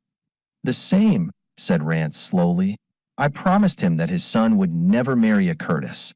Somehow I couldn't go against him. He's mighty old." "I'm sorry, Yenna." The girl leaned in her saddle and laid one hand on Rance's, on the horn of his saddle. "I never thought I'd like you better for giving me up," she said ardently, "but I do. I must ride back now, Rance." I slipped out of the house and saddled Dancer myself. "Good night, neighbor." "Good night," said Rance. "Ride carefully over them badger holes." They wheeled and rode away in opposite directions. Yenna turned in her saddle and called clearly, "Don't forget I'm your halfway girl, Rance." "Damn all family feuds and inherited scraps," muttered Rance vindicatively to the breeze as he rode back to the Cibolo. Rance turned his horse into the small pasture and went to his own room. He opened the lowest drawer of an old bureau to get out the packet of letters that Yenna had written him one summer when she had gone to Mississippi for a visit. The drawer stuck, and he yanked at it savagely as a man will. It came out of the bureau and bruised both his shins as a drawer will. An old, folded yellow letter without an envelope fell from somewhere, probably from where it had lodged in one of the upper drawers. Rance took it to the lamp and read it curiously. Then he took his hat and walked to one of the Mexican jackals. "Tijuana," he said, "I would like to talk with you a while." An old Mexican woman, white-haired and wonderfully wrinkled, rose from a stool. "Sit down," said Rance, removing his hat and taking the one chair in the jackal. "Who am I, Tijuana?" he asked, speaking Spanish. "Don Ransom, our good friend and employer." "Why do you ask?" answered the old woman wonderingly. "Tijuana, who am I?" he repeated, with his stern eyes looking into hers. A frightened look came in the old woman's face. She fumbled with her black shawl. "Who am I, Tijuana?" said Rance once more. 32 years I have lived on the Rancho Cibolo," said Tijuana. "I thought to be buried under the coma mott beyond the garden before these things should be known. Close the door, Don Ransom, and I will speak. I see in your face that you know." An hour Rance spent behind Tijuana's closed door. As he was on his way back to the house, Curly called to him from the wagon shed. The tramp sat on his cot, swinging his feet and smoking. "Say, sport," he grumbled. "This is no way to treat a man after kidnapping him. I went up to the store and borrowed a razor from that fresh guy and had a shave. But that ain't all a man needs. Say, can't you loosen up for about 3 fingers more of that booze? I never asked you to bring me to your DD farm." "Stand up out here in the light," said Rance, looking at him closely. Curly got up sullenly and took a step or two. His face, now shaven smooth, seemed transformed. His hair had been combed, and it fell back from the right side of his forehead with a peculiar wave. The moonlight charitably softened the ravages of drink, and his aquiline, well-shaped nose and small, square cleft chin almost gave distinction to his looks. Rance sat on the foot of the cot and looked at him curiously. "Where did you come from? Have you got any home, or folks anywhere?" "Me? Why, I'm a Duke, said Curly. I'm Sir Reginaldo, cheese it. No, I don't know anything about my ancestors. I've been a tramp ever since I can remember. Say, old pal, are you going to set him up again tonight or not? You answer my questions, and maybe I will. How did you come to be a tramp? Me, answered Curly. Why, I adopted that profession when I was an infant. Case of had to. First thing I can remember, I belonged to a big, lazy hobo called Beefsteak Charlie. He sent me around to houses to beg. I wasn't hardly big enough to reach the latch of a gate. Did he ever tell you how he got you? Asked Rance. Once when he was sober, he said he bought me for an old 6-shooter and 6 bits from a band of drunken Mexican sheep shearers. But what's the diff? That's all I know. All right, said Rance. I reckon you're a maverick for certain. I'm going to put the Rancho Cibolo brand on you. I'll start you to work in one of the camps tomorrow. Work? Sniffed Curly, disdainfully. What do you take me for? Do you think I'd chase cows and hop, skip, and jump around after crazy sheep like that pink and yellow guy at the store says these reubs do? Forget it. Oh, you'll like it when you get used to it, said Rance. Yes, I'll send you up one more drink by Pedro. I think you'll make a first-class cowpuncher before I get through with you. Me, said Curly. I pity the cows you set me to chaperone. They can go chase themselves. Don't forget my nightcap, please, boss. Rance paid a visit to the store before going to the house. Sam Revell was taking off his tan shoes, regretting and preparing for bed. Any of the boys from the San Gabriel camp riding in early in the morning? Asked Rance. Long Collins, said Sam briefly. For the mail. Tell him, said Rance, to take that tramp out to camp with him and keep him till I get there. Curly was sitting on his blankets in the San Gabriel camp, cursing talentedly when Rance Trustel rode up and dismounted on the next afternoon. The cowpunchers were ignoring the stray. He was grimy with dust and black dirt. His clothes were making their last stand in favor of the conventions. Rance went up to Buck Rab, the camp boss, and spoke briefly. He's a plumb buzzard, said Buck. He won't work, and he's the low-downest passel of inhumanity I ever see. I didn't know what you wanted done with him, Rance, so I just let him set. That seems to suit him. He's been condemned to death by the boys a dozen times. But I told him maybe you was savon him for the torture. Rance took off his coat. I've got a hard job before me, Buck, I reckon, but it has to be done. I've got to make a man out of that thing. That's what I've come to camp for. He went up to Curly. Brother, he said, don't you think if you had a bath it would allow you to take a seat in the company of your fellow man with less injustice to the atmosphere? Runaway farmer, said Curly, sardonically. Willie will send for Nessie when he feels like having his tub. The charco, or waterhole, was 12 yards away. Rance took one of Curly's ankles and dragged him like a sack of potatoes to the brink. Then with the strength and sleight of a hammer throw, he hurled the offending member of society far into the lake. Curly crawled out and up the bank spluttering like a porpoise. Rance met him with a piece of soap and a coarse towel in his hands. Go to the other end of the lake and use this, he said. Buck will give you some dry clothes at the wagon. The tramp obeyed without protest. By the time supper was ready, he had returned to camp. He was hardly to be recognized in his new shirt and brown duck clothes. Rance observed him out of the corner of his eye. Lordy, I hope he ain't a coward, he was saying to himself. I hope he won't turn out to be a coward. His doubts were soon allayed. Curly walked straight to where he stood. His light blue eyes were blazing. Now I'm clean, he said meaningly. Maybe you'll talk to me. Think you've got a picnic here, do you? You clodhoppers think you can run over a man because you know he can't get away. All right. Now, what do you think of that? Curly planted a stinging slap against Rance's left cheek. The print of his hand stood out a dull red against the tan. Rance smiled happily. The cowpunchers talked to this day of the battle that followed. Somewhere in his restless tour of the cities, Curly had acquired the art of self-defense. The ranchman was equipped only with the splendid strength and equilibrium of perfect health and the endurance conferred by decent living. The two attributes nearly matched. There were no formal rounds. At last the fiber of the clean liver prevailed. The last time Curly went down from one of the ranchman's awkward but powerful blows, he remained on the grass, but looking up with an unquenched eye. Rance went to the water barrel and washed the red from a cut on his chin in the stream from the faucet. On his face was a grin of satisfaction. Much benefit might accrue to educators and moralists if they could know the details of the curriculum of reclamation through which Rance put his waif during the month that he spent in the San Gabriel camp. The ranchman had no fine theories to work out. Perhaps his whole stock of pedagogy embraced only a knowledge of horsebreaking and a belief in heredity. The cowpunchers saw that their boss was trying to make a man out of the strange animal that he had sent among them, and they tacitly organized themselves into a faculty of assistants. But their system was their own. Curly's first lesson stuck. He became on friendly and then on intimate terms with soap and water. And the thing that pleased Rance most was that his subject held his ground at each successive higher step. But the steps were sometimes far apart. Once he got at the quart bottle of whiskey kept sacredly in the grub tent for rattlesnake bites, and spent 16 hours on the grass, magnificently drunk. But when he staggered to his feet, his first move was to find his soap and towel and start for the charco. And once, when a treat came from the ranch in the form of a basket of fresh tomatoes and young onions, Curly devoured the entire consignment before the punchers reached the camp at supper time. And then the punchers punished him in their own way.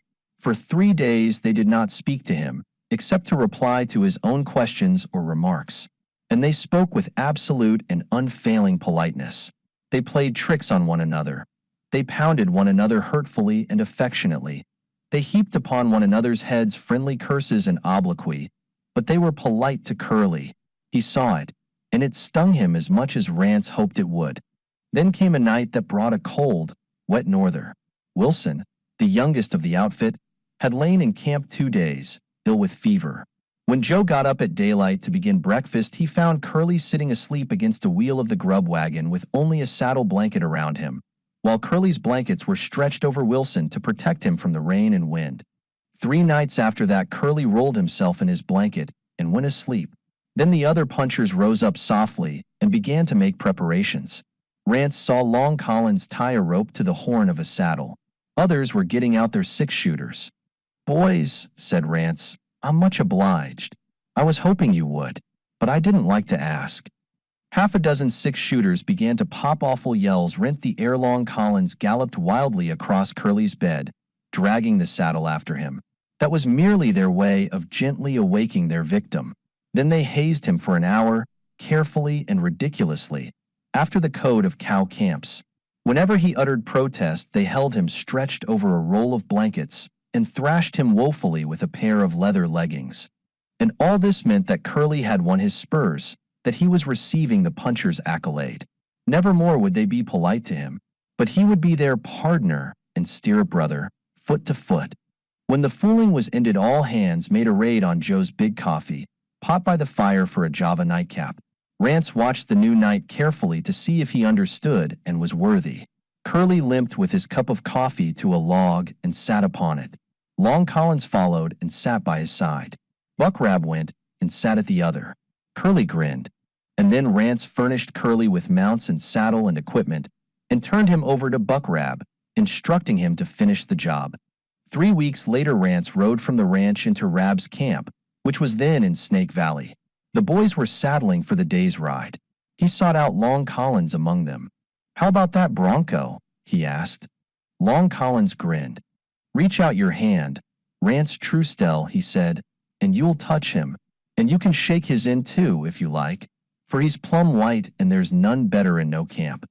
Rance looked again at the clear-faced, bronzed, smiling cowpuncher who stood at Collins's side. Could that be Curly? He held out his hand, and Curly grasped it with the muscles of a bronco buster. "I want you at the ranch," said Rance. "All right, sport," said Curly, heartily, "but I want to come back again.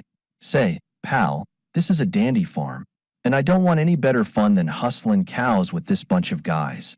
They're all to the merry. At the Cibolo Ranch house they dismounted. Rance bade Curly wait at the door of the living room. He walked inside. Old Kiowa Truesdell was reading at a table. "Good morning, Mr. Truesdell," said Rance. The old man turned his white head quickly. "How is this?" he began. "Why do you call me Mr.?" When he looked at Rance's face he stopped, and the hand that held his newspaper shook slightly. "Boy," he said slowly, "how did you find it out?" "It's all right," said Rance with a smile. "I made Tijuana tell me. It was kind of by accident, but it's all right." "You've been like a son to me," said old Kiowa, trembling. "Tijuana told me all about it," said Rance. "She told me how you adopted me when I was knee-high to a puddle duck out of a wagon train of prospectors that was bound west. And she told me how the kid your own kid, got lost or was run away with. And she said it was the same day that the sheep shearers got on a bender and left the ranch. Our boy strayed from the house when he was 2 years old," said the old man. "And then along came those immigrant wagons with a youngster they didn't want, and we took you. I never intended you to know, Rance. We never heard of our boy again." "He's right outside, unless I'm mighty mistaken," said Rance, opening the door and beckoning. Curly walked in. No one could have doubted. The old man and the young had the same sweep of hair, the same nose, chin, line of face, and prominent light blue eyes. Old Kiowa rose eagerly. Curly looked about the room curiously. A puzzled expression came over his face. He pointed to the wall opposite. "Where's the tick-tock?" he asked, absent-mindedly. "The clock," cried old Kiowa loudly. "The 8-day clock used to stand there." "Why?" He turned to Rance, but Rance was not there. Already 100 yards away, Vaminos, the good flea-bitten dun, was bearing him eastward like a racer through dust and chaparral towards the Rancho de los Olmos. The Hiding of Black Bill, by O. Henry. A lank, strong, red-faced man with a Wellington beak and small, fiery eyes tempered by flaxen lashes, sat on the station platform at Los Pinos, swinging his legs to and fro. At his side sat another man, fat, melancholy, and seedy, who seemed to be his friend. They had the appearance of men to whom life had appeared as a reversible coat, seamy on both sides. "Ain't seen you in about 4 years, Ham," said the seedy man. "Which way you been traveling?" "Texas," said the red-faced man. "It was too cold in Alaska for me, and I found it warm in Texas. I'll tell you about one hot spell I went through there. One morning I steps off the International at a water tank and lets it go on without me. 'Twas a ranch country and fuller of spite houses than New York City. Only out there they build 'em 20 miles away, so you can't smell what they've got for dinner, instead of running 'em up 2 inches from their neighbors' windows. There wasn't any roads in sight, so I footed it cross-country. The grass was shoe-top deep, and the mesquite timber looked just like a peach orchard. It was so much like a gentleman's private estate that every minute you expected a kennel full of bulldogs to run out and bite you. But I must have walked 20 miles before I came in sight of a ranch house. It was a little one, about as big as an elevated railroad station. There was a little man in a white shirt and brown overalls and a pink handkerchief around his neck, rolling cigarettes under a tree in front of the door. "Greetings," says I. "Any refreshment, welcome, emoluments, or even work for a comparative stranger?" "Oh, come in," says he, in a refined tone. "Sit down on that stool, please. I didn't hear your horse coming." "He isn't near enough yet," says I. I walked. "I don't want to be a burden, but I wonder if you have 3 or 4 gallons of water handy." "You do look pretty dusty," says he, "but our bathing arrangements." "It's a drink I want," says I. "Never mind the dust that's on the outside." He gets me a dipper of water out of a red jar hanging up and then goes on. "Do you want work?" "For a time," says I. "This is a rather quiet section of the country, isn't it?" "It is," says he. "Sometimes, so I have been told one sees no human being pass for weeks at a time. I've been here only a month. I bought the ranch from an old settler who wanted to move farther west." "It suits me," says I. "Quiet and retirement are good for a man sometimes, and I need a job. I can tin bar, salt mines, lecture, float stock, do a little middleweight slugging, and play the piano." "Can you herd sheep?" asks the little ranchman. "Do you mean have I herd sheep?" says I. "Can you herd 'em take charge of a flock of 'em?" says he. "Oh," says I, "now I understand. You mean chase him around and bark at him like collie dogs." "Well, I might," says I. "I've never exactly done any sheep herding, but I've often seen him from car windows masticating daisies, and they don't look dangerous. I'm short a herder, says the ranchman. You never can depend on the Mexicans. I've only got 2 flocks. You may take out my bunch of muttons. There are only 800 of them in the morning, if you like. The pay is $12 a month, and your rations furnished. You camp in a tent on the prairie with your sheep. You do your own cooking, but wood and water are brought to your camp. It's an easy job. I'm on, says I. I'll take the job even if I have to garland my brow and hold on to a crook and wear a loose effect and play on a pipe like the shepherds do in pictures. So the next morning the little ranchman helps me drive the flock of muttons from the corral to about 2 miles out and let them graze on a little hillside on the prairie. He gives me a lot of instructions about not letting bunches of them stray off from the herd and driving him down to a waterhole to drink at noon. I'll bring out your tent and camping outfit and rations in the buckboard before night, says he. Fine, says I. And don't forget the rations, nor the camping outfit, and be sure to bring the tent. Your name's Zollicoffer, ain't it? My name, says he, is Henry Ogden. All right, Mr. Ogden, says I. Mine is Mr. Percival St. Clair. I herded sheep for 5 days on the Rancho Chiquito, and then the wool entered my soul. That getting next to nature certainly got next to me. I was lonesomer than Crusoe's goat. I've seen a lot of persons more entertaining as companions than those sheep were. I drive him to the corral and pin him every evening, and then cook my cornbread and mutton and coffee, and lie down in a tent the size of a tablecloth, and listen to the coyotes and whippoorwills singing around the camp. The 5th evening, after I had corralled my costly but uncongenial muttons, I walked over to the ranch house and stepped in the door. Mr. Ogden, says I, you and me have got to get sociable. Sheep are all very well to the landscape and furnish $8 cotton suitings for man, but for table talk and fireside companions they rank along with 5 o'clock teasers. If you've got a deck of cards, or a Parcheesi outfit, or a game of authors, get him out, and let's get on a mental basis. I've got to do something in an intellectual line, if it's only to knock somebody's brains out. This Henry Ogden was a peculiar kind of ranchman. He wore finger rings and a big gold watch and careful neckties, and his face was calm, and his nose spectacles was kept very shiny. I saw once, in Muskogee, an outlaw hung for murdering 6 men, who was a dead ringer for him. But I knew a preacher in Arkansas that you would have taken to be his brother. I didn't care much for him either way. What I wanted was some fellowship and communion with holy saints or lost sinners, anything sheepless would do. Well, St. Clair, says he, laying down the book he was reading, I guess it must be pretty lonesome for you at first, and I don't deny that it's monotonous for me. Are you sure you corralled your sheep so they won't stray out? They're shut up as tight as the jury of a millionaire murderer, says I, and I'll be back with them long before they'll need their trained nurse. So Ogden digs up a deck of cards, and we play casino. After 5 days and nights of my sheep camp, it was like a toot on Broadway. When I caught Big Casino, I felt as excited as if I had made $1 million in Trinity. And when H.O. loosened up a little and told the story about the lady in the Pullman car, I laughed for 5 minutes. That showed what a comparative thing life is. A man may see so much that he'd be bored to turn his head to look at a $3 million fire, or Joe Weber, or the Adriatic Sea. But let him herd sheep for a spell, and you'll see him splitting his ribs laughing at curfew shall not ring tonight, or really enjoying himself playing cards with ladies. By and by Ogden gets out a decanter of bourbon, and then there is a total eclipse of sheep. Do you remember reading in the papers about a month ago, says he, about a train holed up on the M.K. and Amp.T.? The express agent was shot through the shoulder, and about $15,000 in currency taken. And it's said that only one man did the job. Seems to me I do, says I.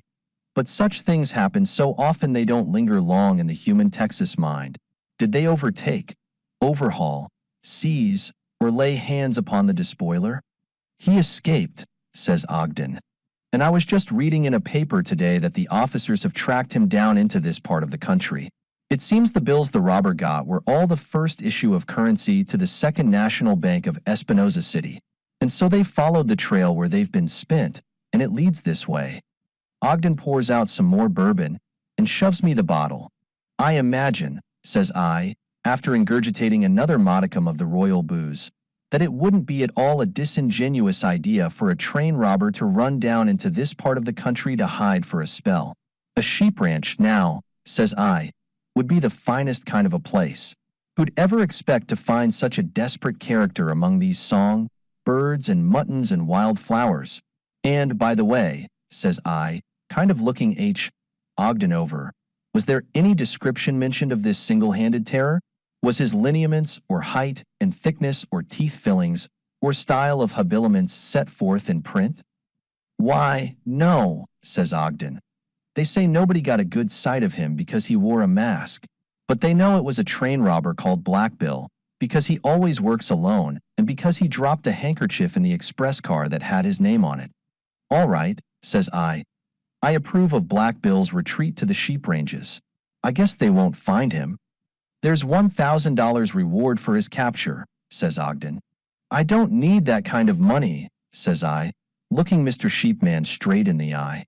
The $12 a month you pay me is enough. I need a rest, and I can save up until I get enough to pay my fare to Texarkana, where my widowed mother lives. If Black Bill, I goes on, looking significantly at Ogden, was to have come down this way, say, a month ago, and bought a little sheep ranch and— Stop, says Ogden, getting out of his chair and looking pretty vicious. Do you mean to insinuate? Nothing, says I.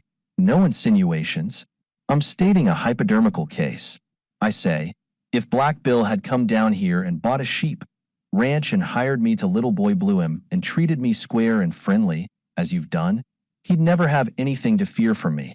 A man is a man, regardless of any complications he may have with sheep or railroad trains. Now you know where I stand. Ogden looks black as camp coffee for 9 seconds, and then he laughs amused. You'll do, St. Clair, says he. If I was Black Bill, I wouldn't be afraid to trust you. Let's have a game or two of 7-Up tonight.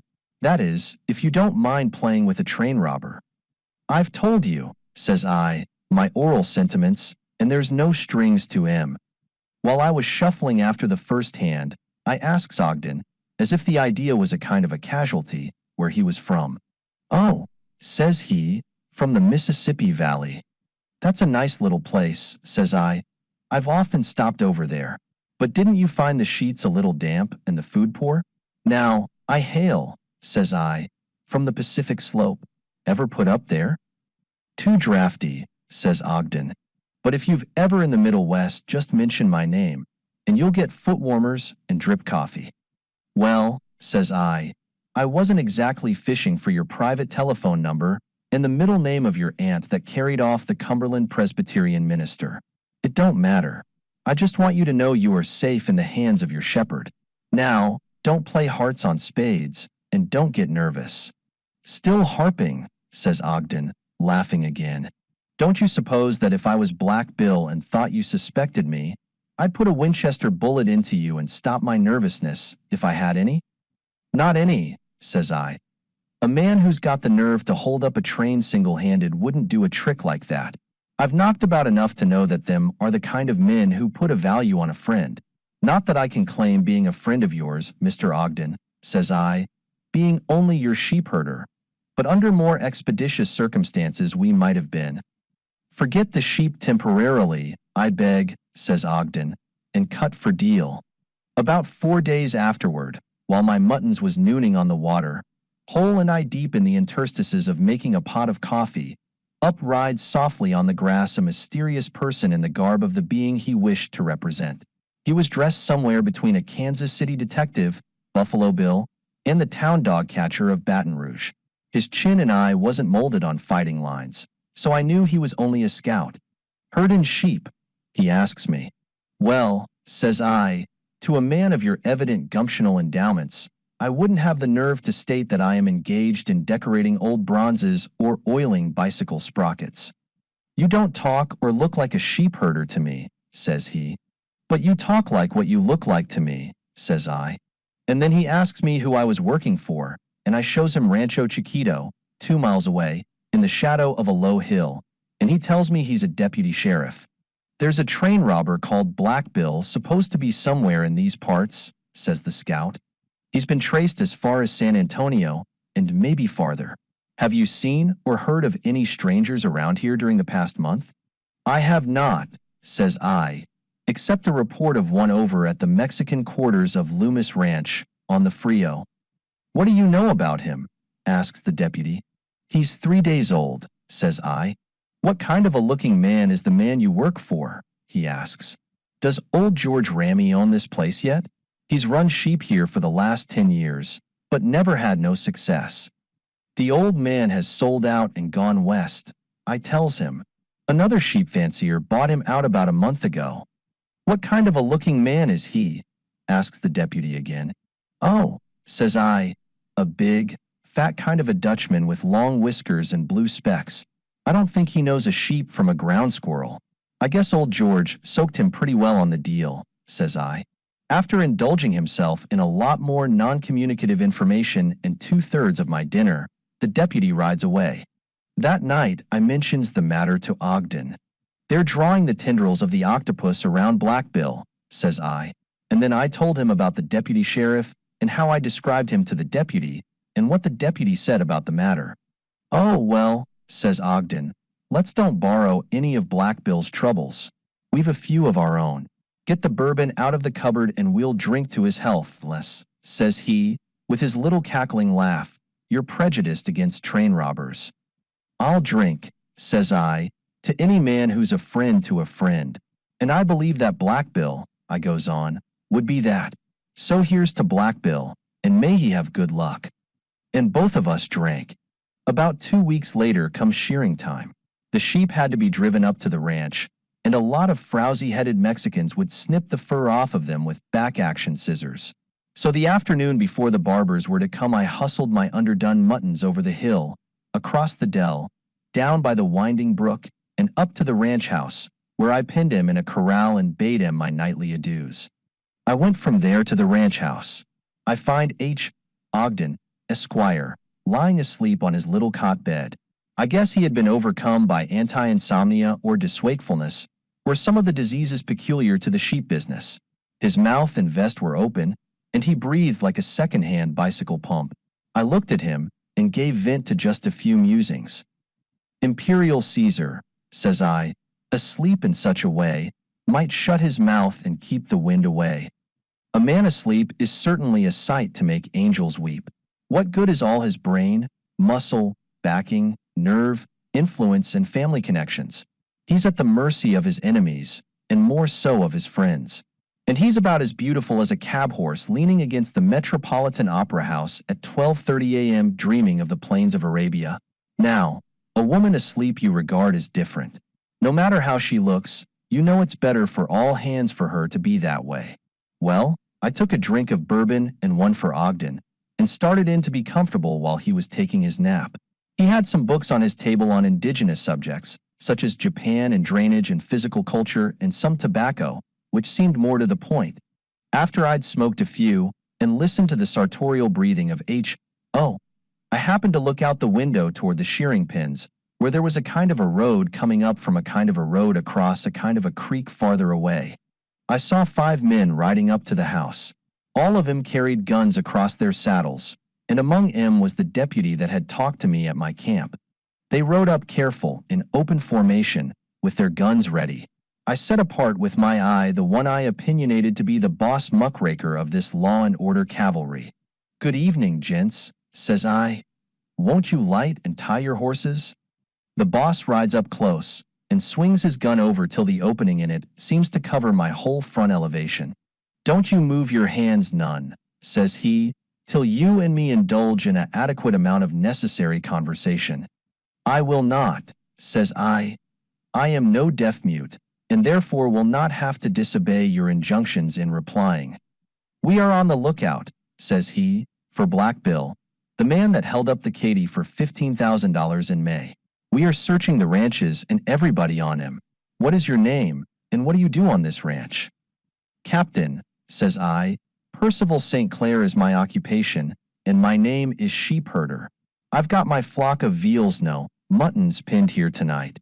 The shearers are coming tomorrow to give them a hare, cut with bar rum, I suppose. Where's the boss of this ranch? The captain of the gang asks me. Wait just a minute, Captain, says I. Wasn't there a kind of a reward offered for the capture of this desperate character you have referred to in your preamble? There's $1,000 reward offered, says the captain, but it's for his capture and conviction. There don't seem to be no provision made for an informer. It looks like it might rain in a day or so, says I, in a tired way, looking up at the cerulean blue sky. If you know anything about the locality, disposition, or secretiveness of this here Black Bill, says he, in a severe dialect, you are amiable to the law in not reporting it. I heard a fence rider say, says I, in a desultory kind of voice, that a Mexican told a cowboy named Jake over at Pigeon's store on the Nueces that he heard that Black Bill had been seen in Matamoros by a sheepman's cousin 2 weeks ago. Tell you what I'll do, tight mouth, says the captain, after looking me over for bargains. If you put us on so we can scoop Black Bill, I'll pay you $100 out of our own pockets. That's liberal, says he. You ain't entitled to anything. Now, what do you say? Cash down now? I asks. The captain has a sort of discussion with his helpmates, and they all produce the contents of their pockets for analysis.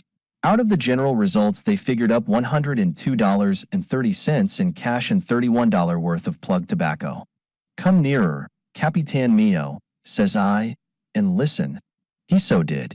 I am mighty poor and low down in the world, says I. I am working for $12 a month, trying to keep a lot of animals together whose only thought seems to be to get asunder. Although, says I regard myself as some better than the state of South Dakota. It's a come down to a man who has heretofore regarded sheep only in the form of chops. I'm pretty far reduced in the world on account of foiled ambitions and rum and a kind of cocktail they make along the P.R.R. All the way from Scranton to Cincinnati dry gin, French vermouth, one squeeze of a lime, and a good dash of orange bitters. If you're ever up that way, don't fail to let one try you. And again, says I have never yet went back on a friend. I've stayed by him when they had plenty, and when adversity's overtaken me, I've never forsook him. But, I goes on, this is not exactly the case of a friend. $12 a month is only bowing acquaintance money, and I do not consider brown beans and cornbread the food of friendship. I am a poor man, says I, and I have a widowed mother in Texarkana. You will find Black Bill, says I, lying asleep in this house on a cot in the room to your right. He's the man you want, as I know from his words and conversation. He was in a way a friend, I explains, and if I was the man I once was, the entire product of the mines of Gondola would not have tempted me to betray him. But, says I, every week half of the beans was wormy, and not nigh enough wood in camp. Better go in careful, gentlemen, says I. He seems impatient at times, and when you think of his late professional pursuits, one would look for abrupt actions if he was come upon sudden. So the whole posse unmounts and ties their horses, and unlimbers their ammunition and equipments, and tiptoes into the house. And I follows, like Delilah when she set the Philip Stein onto Samson. The leader of the posse shakes Ogden and wakes him up, and then he jumps up, and 2 more of the reward hunters grab him. Ogden was mighty tough with all his slimness, and he gives him as neat a single-footed tussle against odds as I ever see. What does this mean? He says, after they had him down. You're scooped in, Mr. Black Bill, says the captain. That's all. It's an outrage, says H. Ogden matter yet. It was, says the peace and goodwill man. The Katy wasn't bothering you, and there's a law against monkeying with express packages. And he sits on H. Ogden's stomach and goes through his pockets symptomatically and careful. I'll make you perspire for this, says Ogden, perspiring some himself. I can prove who I am. So can I, says the captain, as he draws from H. Ogden's inside coat pocket a handful of new bills of the Second National Bank of Espinosa City. Your regular engraved Tuesdays and Fridays visiting card wouldn't have a louder voice in proclaiming your indemnity than this here currency. You can get up now and prepare to go with us and expatriate your sins. H. Ogden gets up and fixes his necktie. He says no more after they have taken the money off of him. A well-greased idea, says the sheriff captain, admiring. To slip off down here and buy a little sheep ranch where the hand of man is seldom heard. It was the slickest hideout I ever see, says the captain. So one of the men goes to the shearing pen and hunts up the other herder, a Mexican they call John Sallies, and he saddles Ogden's horse, and the sheriffs all ride tip close around him with their guns in hand, ready to take their prisoner to town. Before starting, Ogden puts the ranch in John Sally's hands and gives him orders about the shearing and where to graze the sheep, just as if he intended to be back in a few days. And a couple of hours afterward, one Percival St. Clair, an ex-sheepherder of the Rancho Chiquito, might have been seen, with $109 wages and blood money in his pocket, riding south on another horse belonging to said ranch. The red-faced man paused and listened. The whistle of a coming freight train sounded far away among the low hills. The fat, seedy man at his side sniffed and shook his frowsy head slowly and disparagingly. "What is it, Snipey?" asked the other. "Got the blues again?" "No, I ain't," said the seedy one, sniffing again, "but I don't like your talk. You and me have been friends, off and on, for 15 years, and I never yet knew or heard of you giving anybody up to the law, not no one. And here was a man whose saleratus you had et, and at whose table you had played games of cards, if casino can be so called, and yet you inform him to the law and take money for it. It never was like you, I say." "This H. Ogden," resumed the red-faced man, "through a lawyer, proved himself free by alibis and other legal terminalities, as I so heard afterward. He never suffered no harm. He did me favors, and I hated to hand him over." "How about the bills they found in his pocket?" asked the seedy man. "I put him there," said the red-faced man, "while he was asleep, when I saw the posse riding up. I was Black Bill. Look out, Snipey. Here she comes. We'll board her on the bumpers when she takes water at the tank."